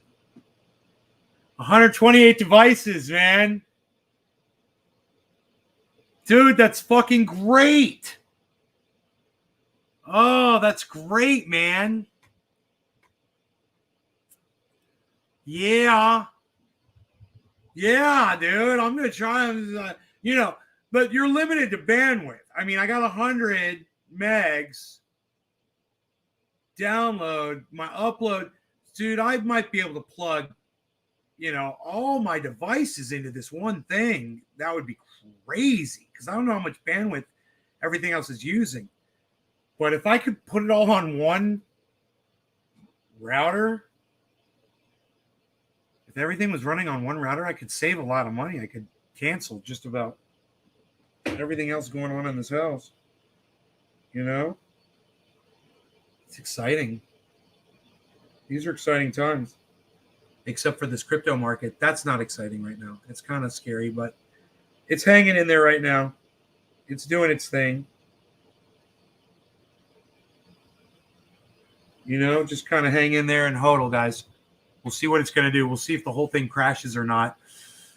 I wanted to make sure to go live with that, with you guys. I didn't want to abandon you guys. And that's why I went live early this morning. Because, I don't like these crypto podcasters. They all of a sudden they get real scarce when the market's crashed. I just want to be there and support you guys and tell you what I'm doing and tell you to hodl, hang in there and to accumulate. If you can accumulate, this is the time to do it. So once again, we'll look at the bottom. Saitama was at 40 and now it's at the 26. So Saitama is at 26, guys, and the top is Overland. Doge is at the top right now, and Synthetics is at the top right now. So there you go. Hodl gang, I will see you guys on the next live broadcast. We went live for a very long time on this one. 3.5 hours, guys. Wireless mesh booster system, over 12 cams, gaming system, multiple TVs. Hey, Kush Cash, wireless mesh. I've got a wireless mesh boost system on my other router. Can that be incorporated into the I've got one of these badass, bro. Look what I got right here. I got one of these. If it'll focus. See the router I got? I got that wireless. I got the additional routers throughout the house. I can incorporate that into the, because it's hardwired. Okay. I got it, bro. I'll have it all over my house. All I got to do is just fucking wait for that. I'll look at it. I might just be able to Wi-Fi it in. You know? I might just Wi-Fi that bitch in. I might just do it right now. You know, the Wi-Fi is fucking booming. So let me just see. I'll try it. All right, I love you guys. I'll let you know how it goes. I'll try to see if I can Wi-Fi my whole house into that router. That might be a problem, though. I don't know if it has enough upload for me. Yeah, I don't know how much upload am I using. You know, I should be fine. I can't wait to turn on my. Oh my god, this is gonna be so fucking exciting. All right, love you guys. See you soon. See you. I can't wait. I'll give you another broadcast as soon as I can, whether it's from Instagram. Go join my TikTok, guys, to get me up to 1,000 subscribers on there. That's at Nays Garden on TikTok, at Nays Garden Show on Instagram. O's tweaked. You guys take care. Love y'all. Hashtag keep it open. Bye, guys. Hope you enjoyed the 3 hour and a half broadcast. Oh, and a big shout out to the freaking Oracle on YouTube. Make sure you look out for his broadcast tonight, 5 p.m. Pacific Standard, 8 p.m. Eastern. The freaking Oracle on YouTube. Thank you for joining us today, brother. You're always welcome here. FREAKIN. All right. And thanks for being live in your truck, bro. That was fucking awesome. Okay.